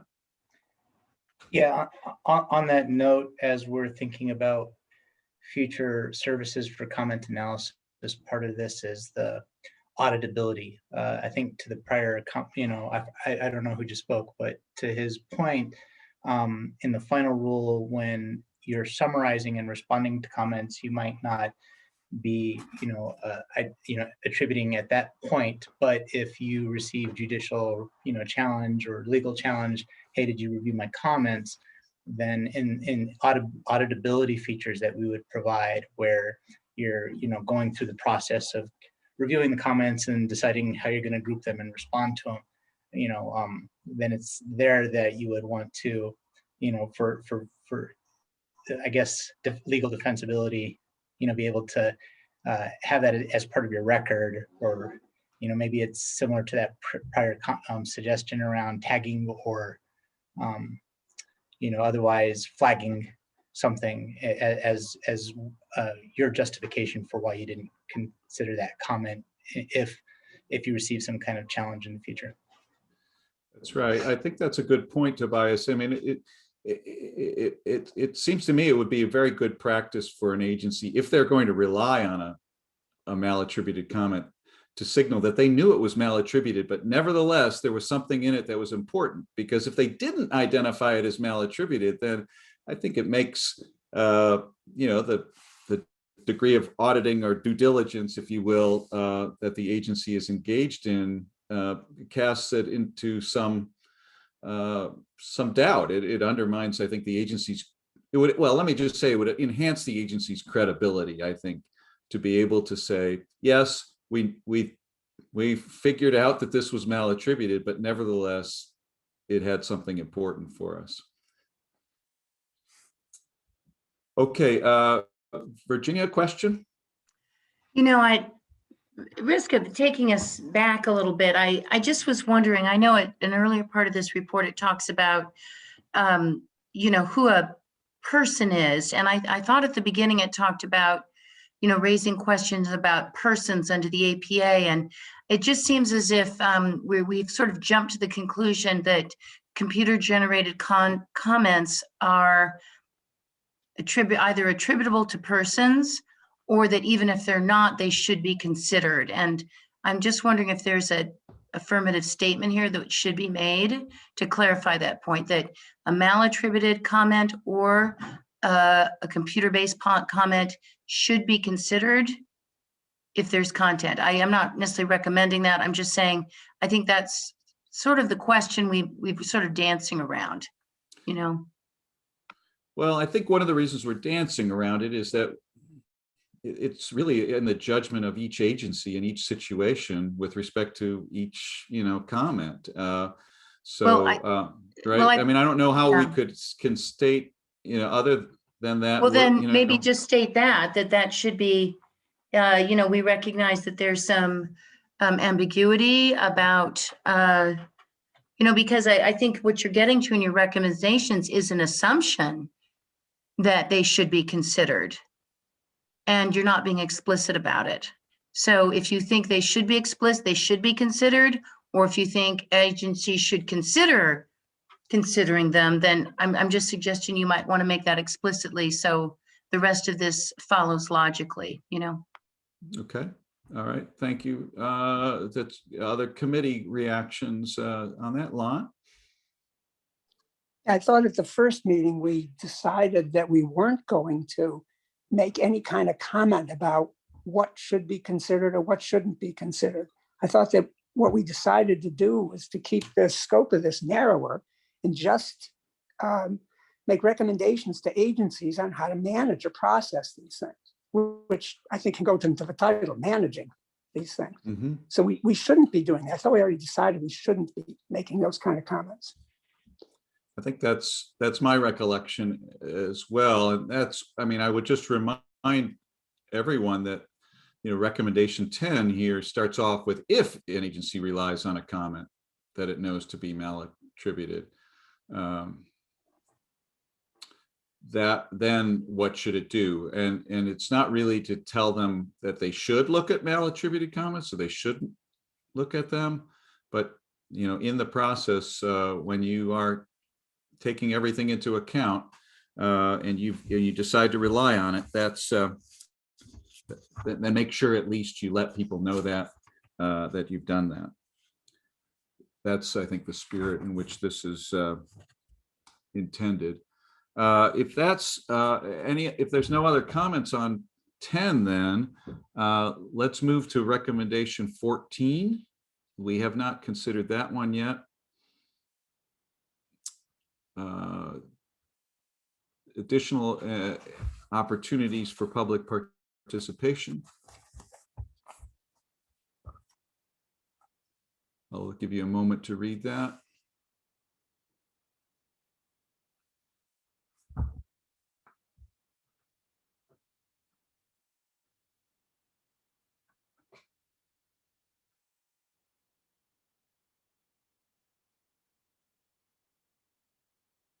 There is a chair amendment to change finally to it in addition to. Are there any objections to that? Okay, if none, then that will be in there. Any other comments on this recommendation?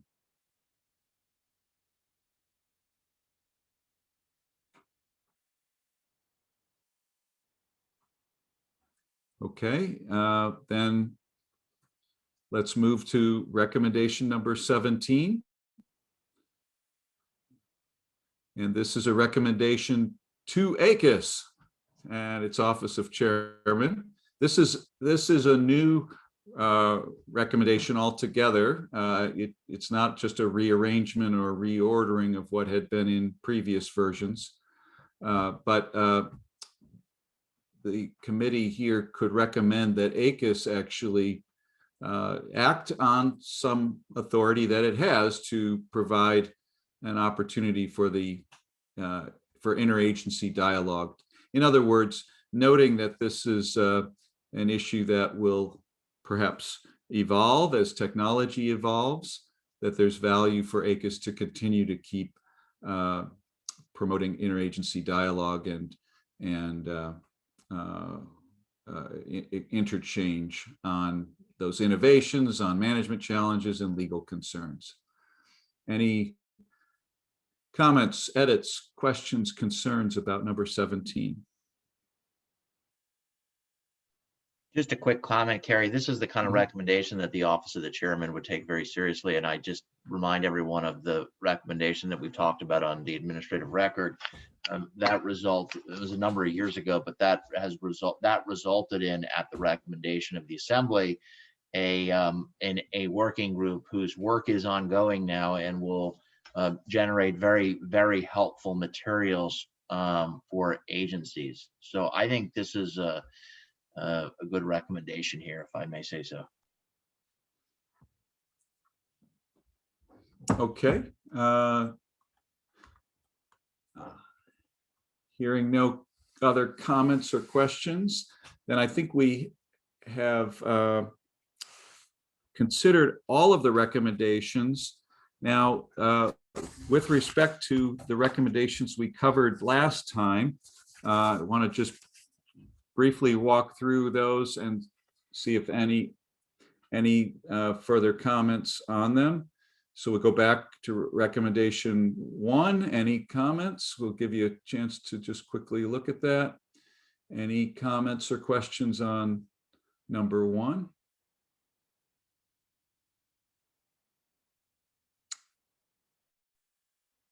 Okay. Comments or questions on number? Oh, Actually, well, if you don't mind, I was going to say I had noticed something on row 85. okay.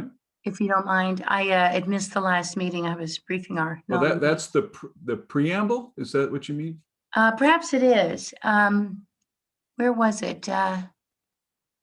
Maybe I typed down the wrong thing. It's somewhere where it states GSA should allow agencies to modify the platform. Oh, okay, yeah. Oh, Yes. there it is. I'm sorry, I wrote down the wrong row. 93. Yeah, I must have written down the wrong line item. I was just going to say, I think maybe the intent of that is something different. We wouldn't really have agencies modifying GSA technology, but I wonder if the intent is allowing agencies to adjust the parameters for deduplication using GSA technology. It's not really clear, but I wouldn't say that I don't know how it would be possible to have agencies to modify our technology platform, you know? So Okay. I So think I'm not sure allow what's it- intended, but maybe it's agencies could modify the parameters for their technology needs or something for their, I don't Okay. know. Modify their analytic parameters related to on the- deduplication or something. Parameters for their parameters, and maybe Tobias can help me. Should allow agencies to modify the analytic parameters relating to their deduplication requirements. And by that, I mean, like you can set the sensitivity to, 80% similar, 85, 90. Right. There's different ways you can sort of customize it in that way, but Why don't you again, put the actual platform wouldn't change, right? Okay, right. So maybe put analytic in front of parameters. Yeah. Yes. I think that's what's intended, but I don't want to speak for the body. So, but I offer that as a. That's great. No, that's helpful. And maybe just a matter of style, perhaps, Danny, on that same line at the very end, put a comma after platform.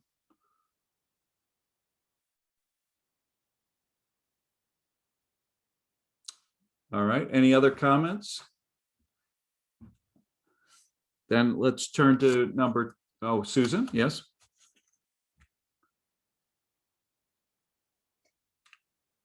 You're muted, Susan.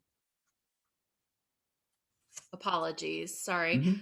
I think you're not talking about a platform. I think you're talking about a tool. Okay. So if you're on the e-rulemaking, GSA, run, regulations.gov, FDMS, you're using their tools.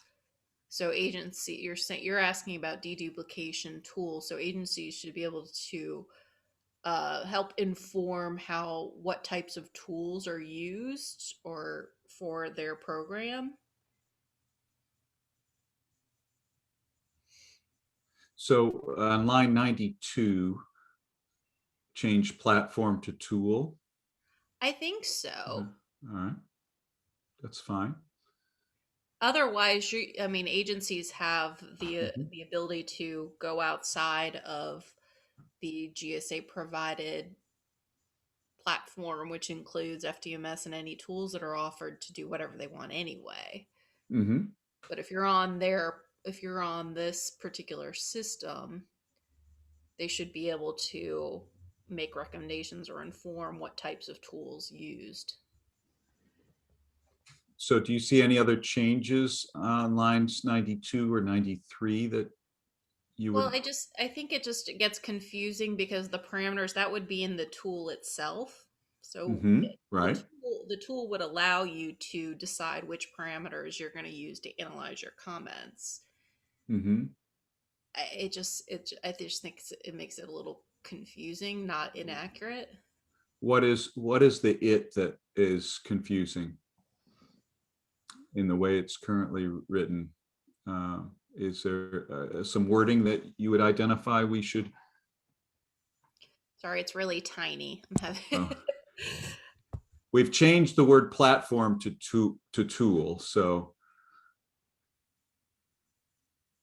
I don't know if I can read it to you if it's hard. No, if that's people are not okay. able to see it.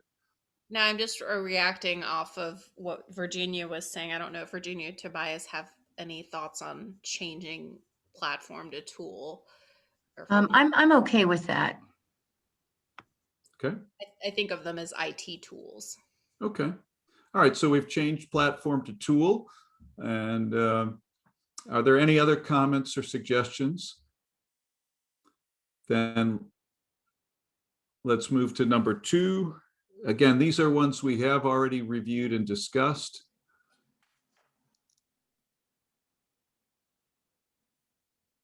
And we did have Carmen. Yes, we have a note here to return here. Carmen? Thank you. So in number 2, the word that stuck out to me was burden. And that sort of that phrase in the middle, because it's not reflected again in the computer generated and in the malattributed comments. So my suggestion would just be to say agencies and then strike all that in the middle may consider inviting people and entities organizing mass comments to submit single comments with multiple signatures. I think so on line 100, delete line 100 and 101 up to the comma, and then replace agencies with, replace that with agencies. Any comments on that suggestion or anything else about recommendation number 2? And Carmen, is there anything else with respect to 2 that? There is. I mean, I mentioned this earlier, but one of the things that I'm concerned with is only posting a single representative example, because when individuals, again, sign a petition, sign their name to a comment, they often are, looking for their name or will look for their name in that proceeding. So if it's just Carmen that shows up and not anyone else, then I think they would have a hard time understanding whether their voice was actually heard by the agency. And so I was wondering if there was a way to just say, alternatively, they may wish to consider approaches to managing the display of comments online in a way that they provide like filtering tools. And my experience is very specific to ECSS, which is the FCC's way of managing comments. And I acknowledge that that's very different than some other agencies. Okay. And just, I would notice though, in terms of line 112, there is an intent here to tell the agencies they should provide clear notice so that if someone did come to their, and they did not see their name, that they would know, they would have some notice. But welcome other comments on this. Virginia? Just an observation. It is interesting that this section talks about reducing burden on the agencies. As I've mentioned before, we're sort of in this gap period with regulations.gov not offering the full functionality that we want yet in FTMS, but what we typically do have is agencies have a batch posting function, and actually it's gonna be restored to them in the next few months, or by the end of the early next year. And so it makes it very easy for them to post huge volumes of comments. So that's not necessarily a huge burden for them. So it's interesting that it's noted here, but I know when we get later into talking about parsing malattributed comments and following up with these senders of such emails and asking them to confirm their identity, we don't mention burden. So I just sort of wonder if that's if we should even bring it up, because we've deleted burden. yeah. We've deleted burden. Yeah. But So then that's out yeah, now. Right. But later in the document, again, it depends if agencies do have the ability to know, but we are introducing a lot of burden for the agencies if they, if these recommendations were followed. So. Okay. Other comments? Any ACUS members have any comments? I just have a question. Mm-hmm. Virginia, are you saying that it is actually burdensome simply to include the list of signers for a particular comment? Is that what you're saying? No, I'm saying that I think the language before said that it would reduce burden, and if we got organizations to submit like one letter representing 1,000 people, and it doesn't really change it. I don't think it changes for the agencies very much. So maybe because we don't need this suggestion at all, I think is your point, right? We don't even need that first sentence in section 2. I mean, I don't know. Yeah, they just post them. Like I said, we've sort of lost that feature out due to recent remediation, but it'll be replaced by January. It's called batch posting, and they just post all the comments to the web sort of in a couple of clicks, you know what I mean? So it's not that burdensome to post them to the web.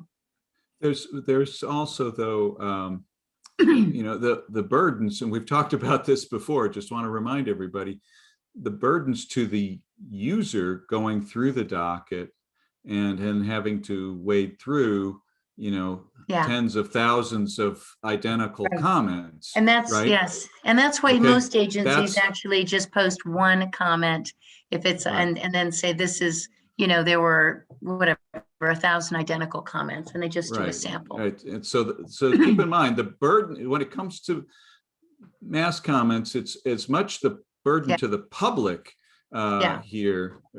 And in fact, if you're right, that it's really no effort at all to just press another button and do some batch uploading, for the agency, that's not the issue. It's really that's my point. Right. Right. Yeah, but for the public, it is an issue that you have to wade through. So maybe you want to think of a different recommendation that says agencies may just want to do a sample, right?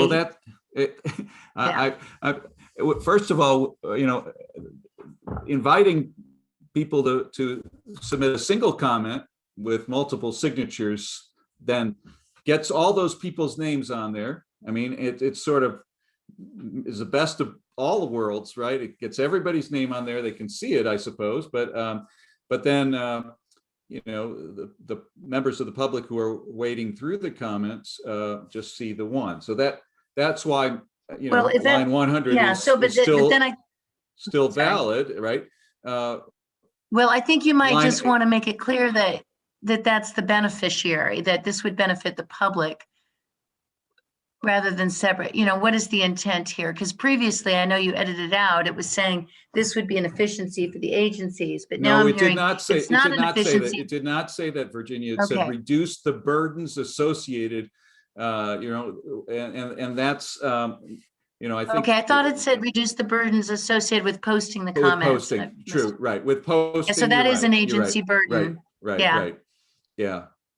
I mean, we could put that back in and make it clear. It's just an observation. Reduce the burdens for the public. Okay, other comments from the committee? Nina, you have your hand up still. Is that for? We could simply add a an additional few words prior to the beginning of sentence 2 or recommendation 2, to enable easier navigation through the docket, comma. And hopefully that would not raise the concern mentioned by Carmen about calling these burdensome, but would address Virginia's concern that the reason for this is so that the rest of us don't have to wade through the docket. And it makes sense to me that agency officials who have to analyze what's in the docket, it might not hurt them either. And all these people can still have their signatures posted. And I will tell you that I certainly check regulations.gov to see if my comments are there, so I can appreciate this concern. How about Nina on the next sentence then?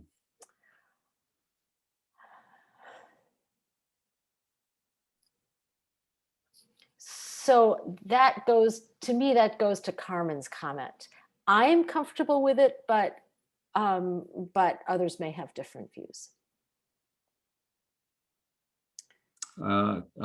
Others, yeah, we welcome any other. I would just clarify it. members. It says easier navigation, maybe public navigation. Again, to be clear, who you're benefiting. Well, it That's could be, all. as It could Nina be is saying, anybody. it could be a committee staff member in Congress who wants to see Well, that's what, public.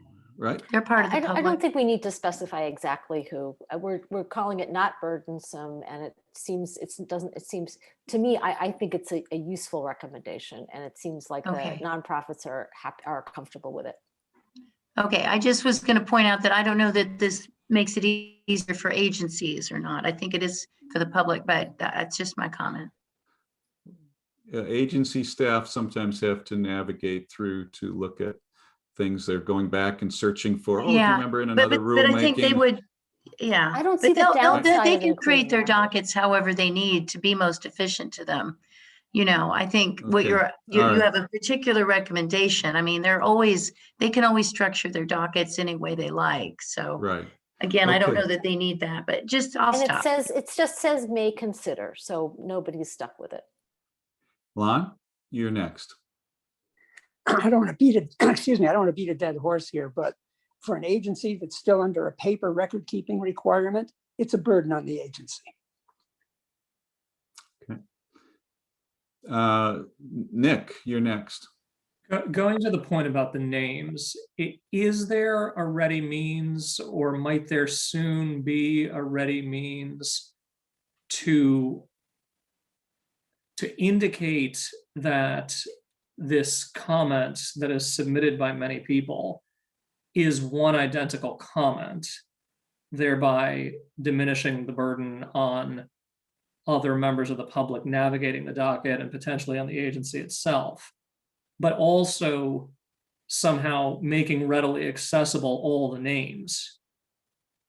Is there an option for doing something like that? Well, technologically, I'm sure there's an option to, that could be added, whether it's currently available or not. But I don't think we necessarily need to think about ACUS recommendations as being about what's currently permissible.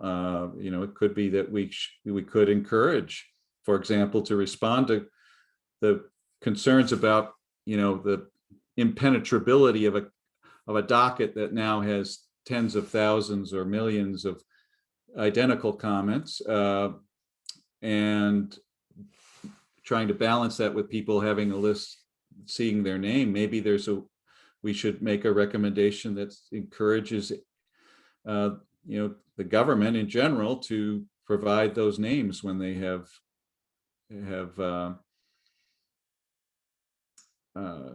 consolidated in some fashion. What do you think, Nick?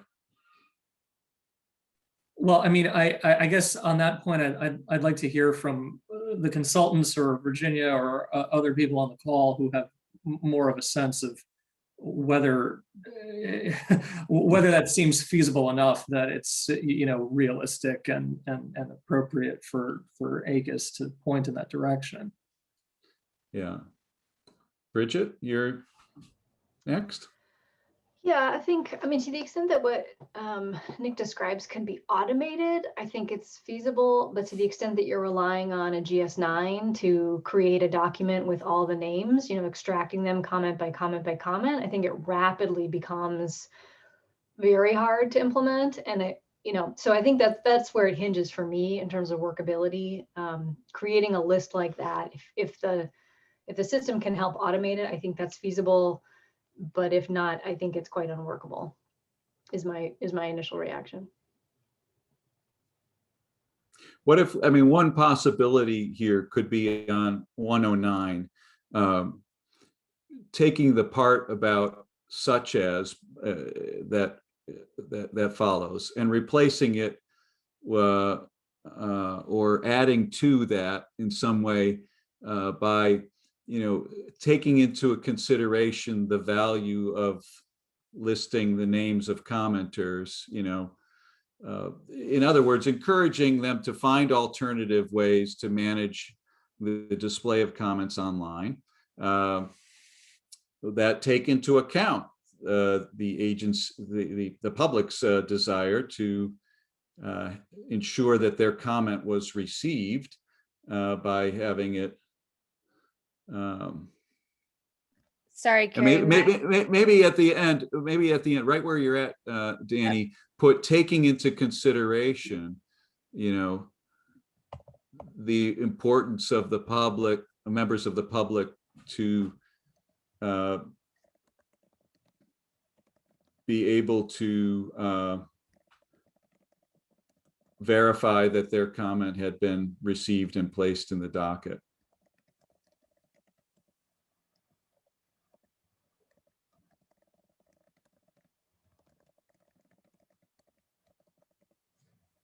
And I would say maybe importance to members of the public. Something along those lines. Any reactions? Does that go toward addressing the?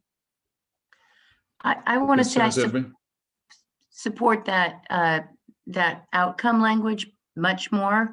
And again, I defer. I think there's some nonprofit or public interest groups in the call, so I really defer to them on this. But I feel like that first sentence where the agency is trying to encourage a public interest group to submit comments in one way or the other is a little, I feel like that's outside of our lane, to be honest. I'd rather let the public interest groups determine the best way they want to submit comments. I don't feel like I should be recommending they just do it one way or the other. But again, I'm going to leave that for the public interest groups. But I would not feel comfortable with that. The other half of your language, I think, is more outcome based, and I support that. Okay, just noting that the first part does just say, first of all, may consider, and it may consider inviting people, not necessarily encouraging or requiring. I think that's an important distinction, and I would agree with you 100% that it certainly should not be requiring that. And anybody who wants to submit a comment individually, even if it's identical to someone else, you know, there's nothing an agency can or should do to discourage that. Yeah, may I respond? Sure. It's just that being in government, I've noticed over the years, even our suggestions or bringing something up can have extremely high impact on the public. It's just mentioning some things that leads them to think we need to do it this way, or we won't be acknowledged. And I think that that impression is heightened in the rulemaking environment where so much is at stake for some of these groups. If I even said to somebody, look, you know, you might think about just sending a form letter, they're going to take that as a big signal that that's what should be done. So that's why I'm always very cautious in those sorts of public interactions. Okay, great. Carmen, your thoughts? No, I really do appreciate that, Virginia. And I think there's a distinction here between what gets submitted and displayed, and then, you know, the other part of this, which is what are the tools that the agency has to then analyze the docket, right? And, you know, the comment that we submitted today, it had over 80 signatures. would ACUS have preferred that 80 different organizations submit that same comment, right? Like that was just something that we determined that this was the best way to get this, this comment and all these organizations and individuals on board, and just understanding what this process means to mass comment. So again, I do appreciate that. I think and also the language here, right? Inviting people, and it seems like a suggestion to me. But I think, to the extent that ACUS can say mass comments should be encouraged by the agencies, and then the agencies should have the tools available to analyze mass comments, right? I think that's where, when we're talking about burdens, like whose burden is it? And there are filtering tools, for example, in the FCC ECFS, where you can filter out the quote unquote mass comments or the express comments from other comments. So I think that's where I would focus, is what are the tools that are available and what's the technology out there that can differentiate this. So if a member of the public, if a public interest organization were looking at the docket, they would be able to analyze it on their own. Would anybody, thank you, Carmen, would anybody have any concerns if we just deleted this part about inviting for single comments? So on line 100 after the word may, Danny, just delete everything there up to, yeah, that may.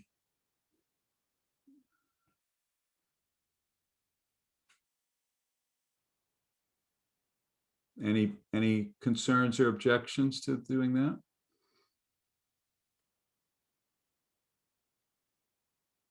And then any other comments? Adam? For what it's worth, I mean, I actually thought that suggestion in that particular recommendation was kind of useful. I think one of the things we're seeing throughout the discussion of these recommendations is the challenge of agencies sort of reacting to what's being brought to them, but also trying to be proactive in getting out ahead of some of these things. And so I'll be honest, I'm not wedded to that particular line of the recommendation, but I do think there was some value there. And so I think it's worth at least pointing that out before we delete it. Mm-hmm. Andrew, maybe you just strike it through for now. Andrew. Actually, I was just going to sort of say the same thing that Adam said, that I actually thought that was a good line. I'm a big fan of agencies doing a better job of educating the public about what is a good comment and how to be most persuasive to the agency. And the fact matter is sometimes the efforts are just to sort of create clutter and distractions. And so by sort of saying, hey, if you really, something means a lot to you, lay it out and then show us your signatures. And that actually is sort of old fashioned. That used to be how the big organizations, a lot of groups would do it in the past. They'd have their comment and then they have pages and pages of signatures. It was only when the organizations got the impression that that wasn't having as much an impact that they then decided to try and encourage people to send in identical comments, thinking that that would have more of an impact on the agency. So I think this is a good advice. I sort of appreciate Virginia's concern, and so making it seem, very as gentle as possible. But I kind of think it's a good thing for agencies to suggest. Mm-hmm.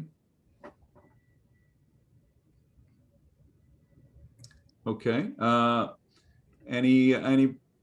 We could also perhaps wordsmith this a little bit to, agencies may welcome, comments, or something along those lines. This is Neil Eisner again. Mm-hmm, Neil. I think I agree with the idea that it was a good sentence to put in. It was suggested by somebody at the last meeting, to let the people know that we encourage them to participate. We want them to participate. But I point out there's one issue, and I don't know if it's still out there. Another cause of a lot of names in the docket is that when you go to the independent agencies, commenters submit a copy of their concerns or their comments to all 5 members or whatever they might be. So it shows you why you have to have some powers of doing what's best. Maybe you don't copy those 5, just put 1 in, but you might put the others in. I was told that was a significant reason why the agency looked like it was getting a lot more comments than others did. Okay. Is this softening to welcoming people to submit? Maybe we could even word this to submit comments, take out a single comment, just say comments with multiple signatures rather than separate but identical. We're not, Adam? Well, just since I flagged the issue, I like the new wording that you've done. Okay. All right. Any other comments on where we're at with 2? Carmen? So the last line of 2, I had some questions about what that type of notice looks like. You said clear notice, and Carrie, you kind of mentioned like if someone were to search for their name, they would get a notification saying, sorry, your name's not included because it was part of a similar comment or identical comment. Yeah, I feel like that language is unclear to me, even though, it says here clear notice. And like, when does that notice happen? Is that something that, for example, Free Press would have to tell individuals, just so you know, only one of these is going to show up? Or is that something that the agency is going to do? And when would they do that? Is that in their policies that you're recommending in, I think it's recommendation 11? Like, at what point would we all be notified that that is happening? All good questions, and I would hope that agencies would be asking those questions and in figuring this out. I mean, and that's one of the, we're not managing each agency, but do you think that there's specific language that you would suggest here that would provide greater clarity about clear notice? I mean, I wonder if it's something that goes together with recommendation 11, right, which is about the policies that the agency should have on mass comments, computer generated comments, and malattributed comments. I would say that to the extent that an agency is doing this, doing it prior to the rulemaking and prior to inviting comments. Oh, with respect to that question, I guess we could probably clarify it in rulemakings where agencies decide not to display all identical comments. They should, to make it clear that this is not just a generic policy, but in this particular rulemaking, we had identical comments and we have decided to display them in some fashion or another.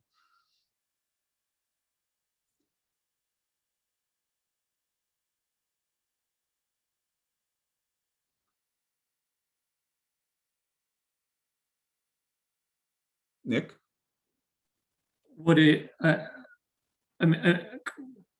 Carmen, would it help in that last sentence of recommendation 2 if there were some kind of descriptive phrase that part of what is supposed to be done by this notice to the public is something along the lines of what we've added to the previous sentence about allowing those people who commented to verify that their comment has been received? I mean, is that part of what's going on here?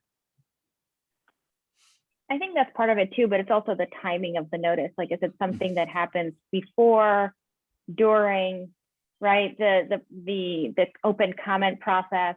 And yes, I think that's part of it, because also when we go into the computer generated comments and others, we're talking about like separate folders and other ways that people can access the comments. And here it seems like we're displaying one and the others, I'm not sure where they live.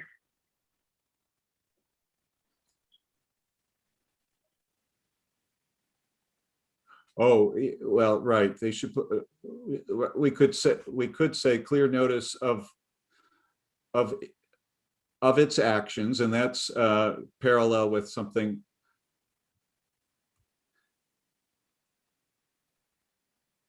I would say clear notice to the public of clear notice of its actions. That's fine. Yeah. And and and any process for verifying individual comments or verifying the receipt of individual comments. Yeah, or obtaining even, where they're located, right? Right. So verifying the receipt of individual comments and something, I don't know what the technically correct language would be, but something to the effect of like the electronic, location of those comments or something along those lines. Right. Or, yeah, I might do, or maybe, because there could be different ways, or of any process for, or locating those, locating duplicate comments or something like that in an alternative location. Yeah, I mean, I'm not sure what the technically right language would be. But something capturing, capturing that point. I mean, I wonder if it would help for the committee on style to talk with Virginia and some of the people who are most engaged with the technology here, to make sure we say something that gets across the idea, but is technologically correct. Right. And I guess we should probably, David Pritzker is going to chime in, I think, any moment now. We've got its actions and we have their actions. May I just point out what I think is a typo, Carrie? In the previous sentence, it says to be able to verify that their comment is verified. I think what we mean is that their comment is received. Is that correct? Received, right, yes. right. Okay. Maybe even say that was received. Yes. And placed in the, I would say placed in the agency record, maybe there. Yes. Okay. Andrew, thank you, Nick. A couple things. One is I'm not sure why you added the in rulemaking. Maybe I missed that, because it seems like these things would apply whether it's in rulemaking or any notice and comment, whether it's PRA or just a notice question comments or anything. But the other just general concern is that the whole point of in rulemaking is that we want the agency to identify all the unique significant issues raised by the public. And they want to get all the useful information to help them solve whatever problem that they're trying to solve and better understand the problem. And I worry about anything that's going on here that's just sort of wasting the resources of the agency that we want. I mean, there's a limited amount of time and resources the agency has to go through notice and comment. There's often pressure on them to get documents out by statutory or court order or other deadlines. I just don't have a big heartburn over someone being informed that their repetitive comment, was put here versus there. I just don't see how that helps any group's interest in raising significant issues to the agency. Like, the number one concern is that the agency is able to see and receive significant issues, identify them, and actually respond and make use of that valuable information. But repeated information doesn't add value. Some of the form letters and other things that just don't add anything that's unique, it's not value, and I think it has to be recognized. It has to be treated respectfully. But I worry about how much time of the agency is wasted on that.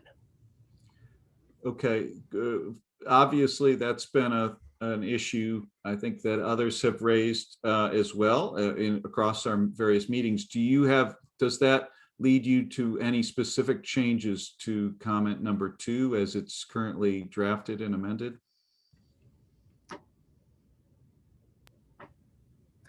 Well, I mean, the one that was really striking me was the whole idea of like the notice, like how much notice has to be given to people, notice of their actions.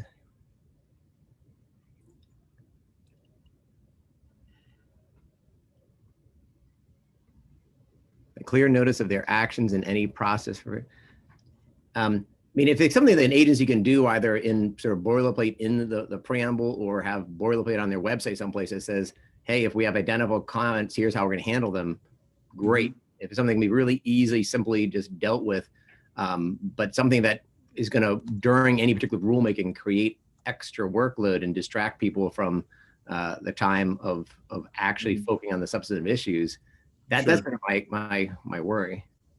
Right. I don't see that this language necessarily does. It should be feasible to provide that notice that when you're looking through this docket, you might not see everything immediately because we had a lot of, say, identical comments that we've handled in a certain way. But here's the way that we provided.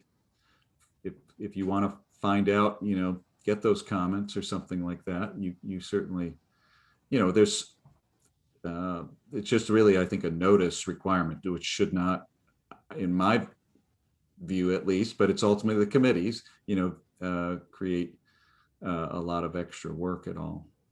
Yeah, the only way is a sort of like clear notice and of how they're dealing things for individual comments. My only fear is that someone reads that to think like every individual situation they have to do a clear notice, and it's like no.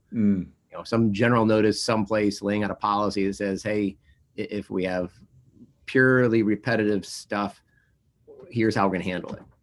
Right. But not something that's actually going to waste anyone's time during a rulemaking.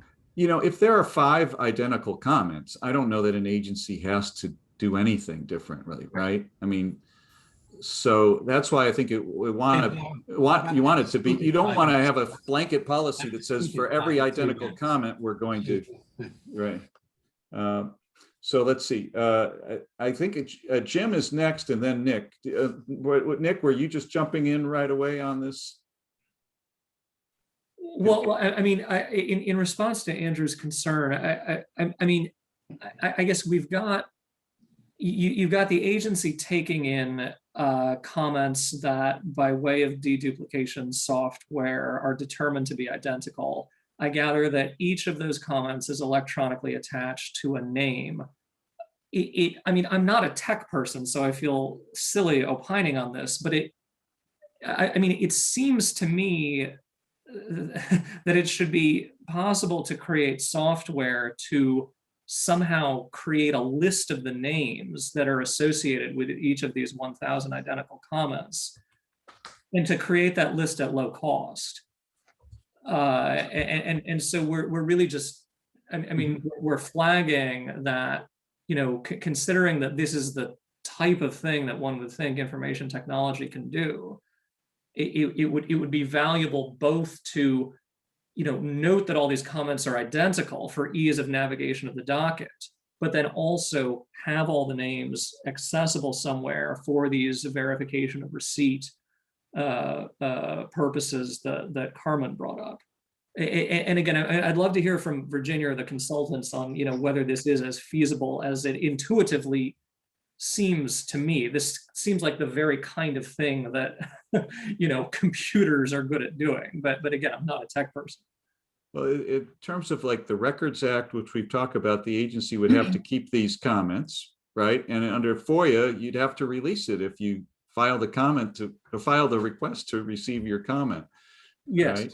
Yes. So somehow there has to be, and that could just simply be, if you would like to have verification that your comment was received, you can, contact the agency, and that might generate. But the point is that, we at ACUS are trying to deal with hundreds of agencies, really, with thousands of rulemakings, and what we want are the general principles, I think, rather than specifically telling them exactly how to do it. I agree with you, Nick. It may be great to do a list in some settings, but other settings maybe not.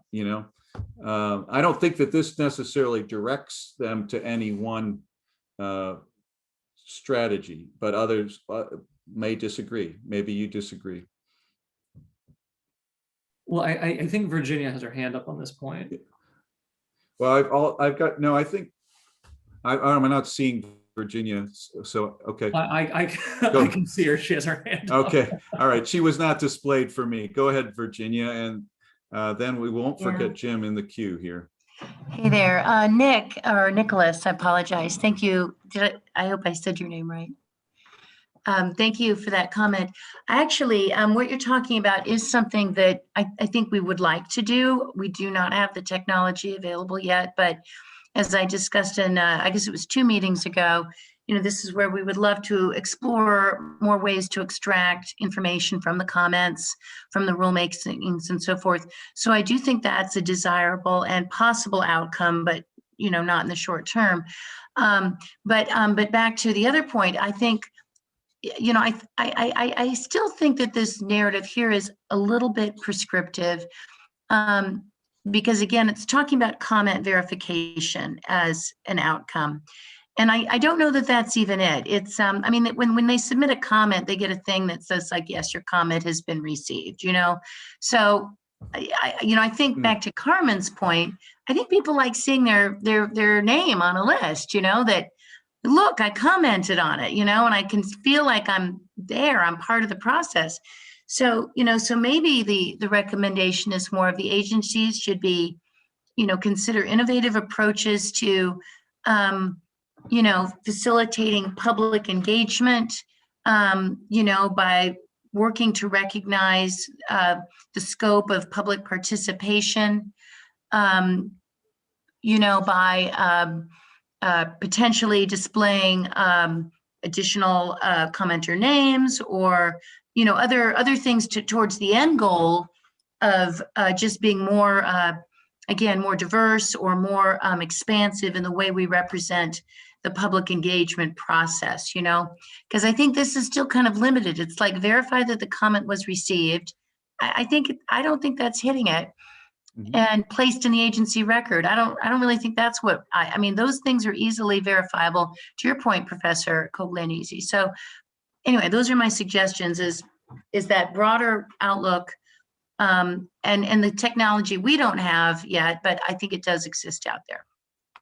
Okay, excellent. Jim, you may be having the last word here. Oh yeah, that was my question. What's our end game? We've gone over many of these recommendations. I think they're in pretty good shape.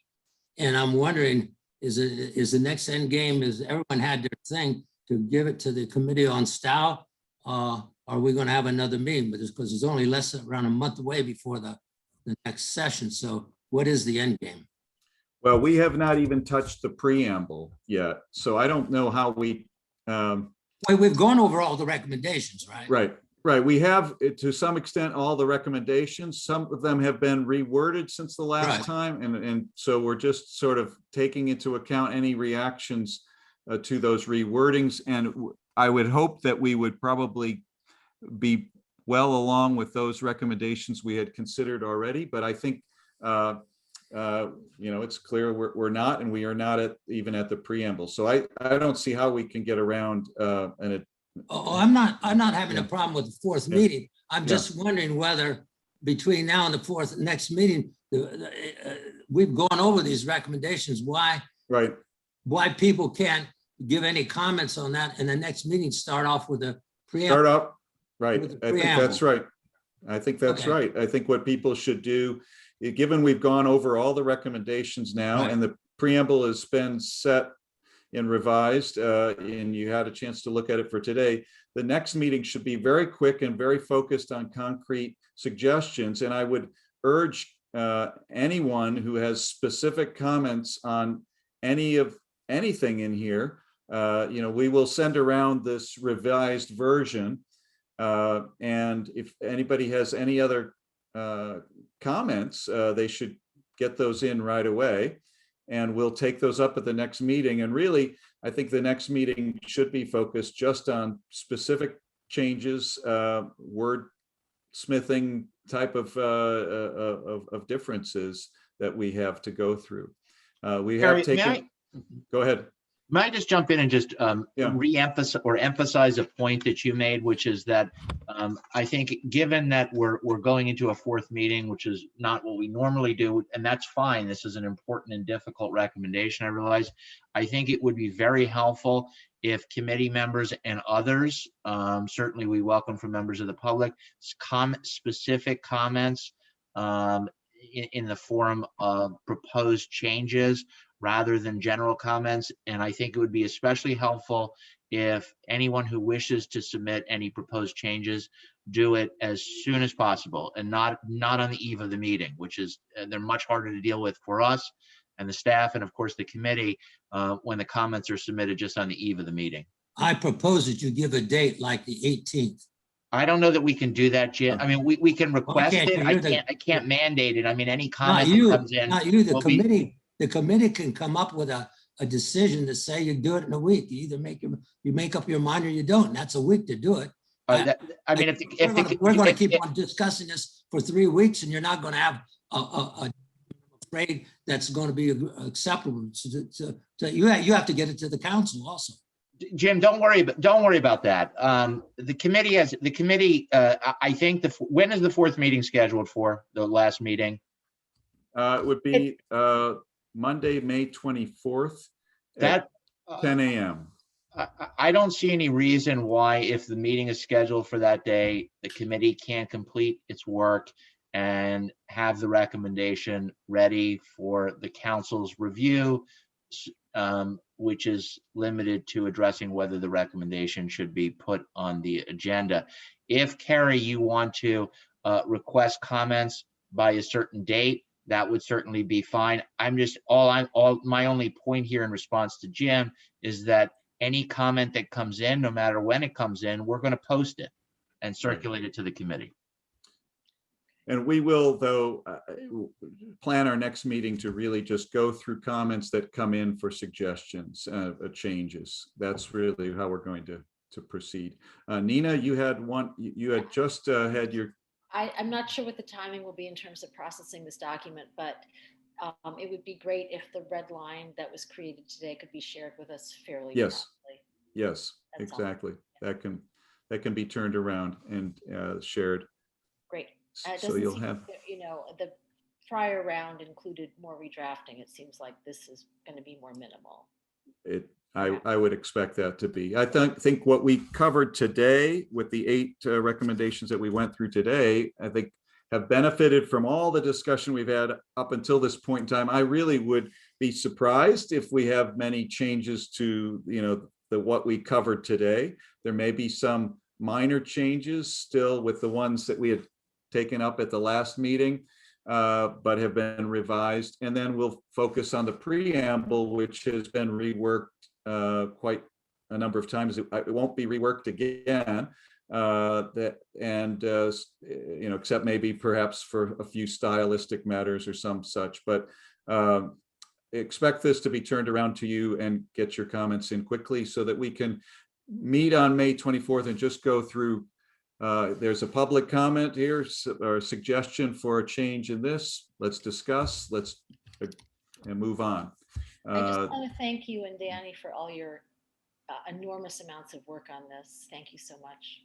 Well, want to thank all of you, Nina, your comments and everybody else's today at the meeting. We will reconvene on May 24th at 10 a.m. And we could get this all done in 2 hours, but I think we will allot the full 3 hours. But I would think that given the state that this is in now, we should all be able to get this done within 2 hours time. Okay, so thank you everybody for your participation today. Thank you again to our ACUS staff and Danny in particular for the tremendous work in supporting this important endeavor. And we will see you all on the 24th. Thanks, Carrie. Take care.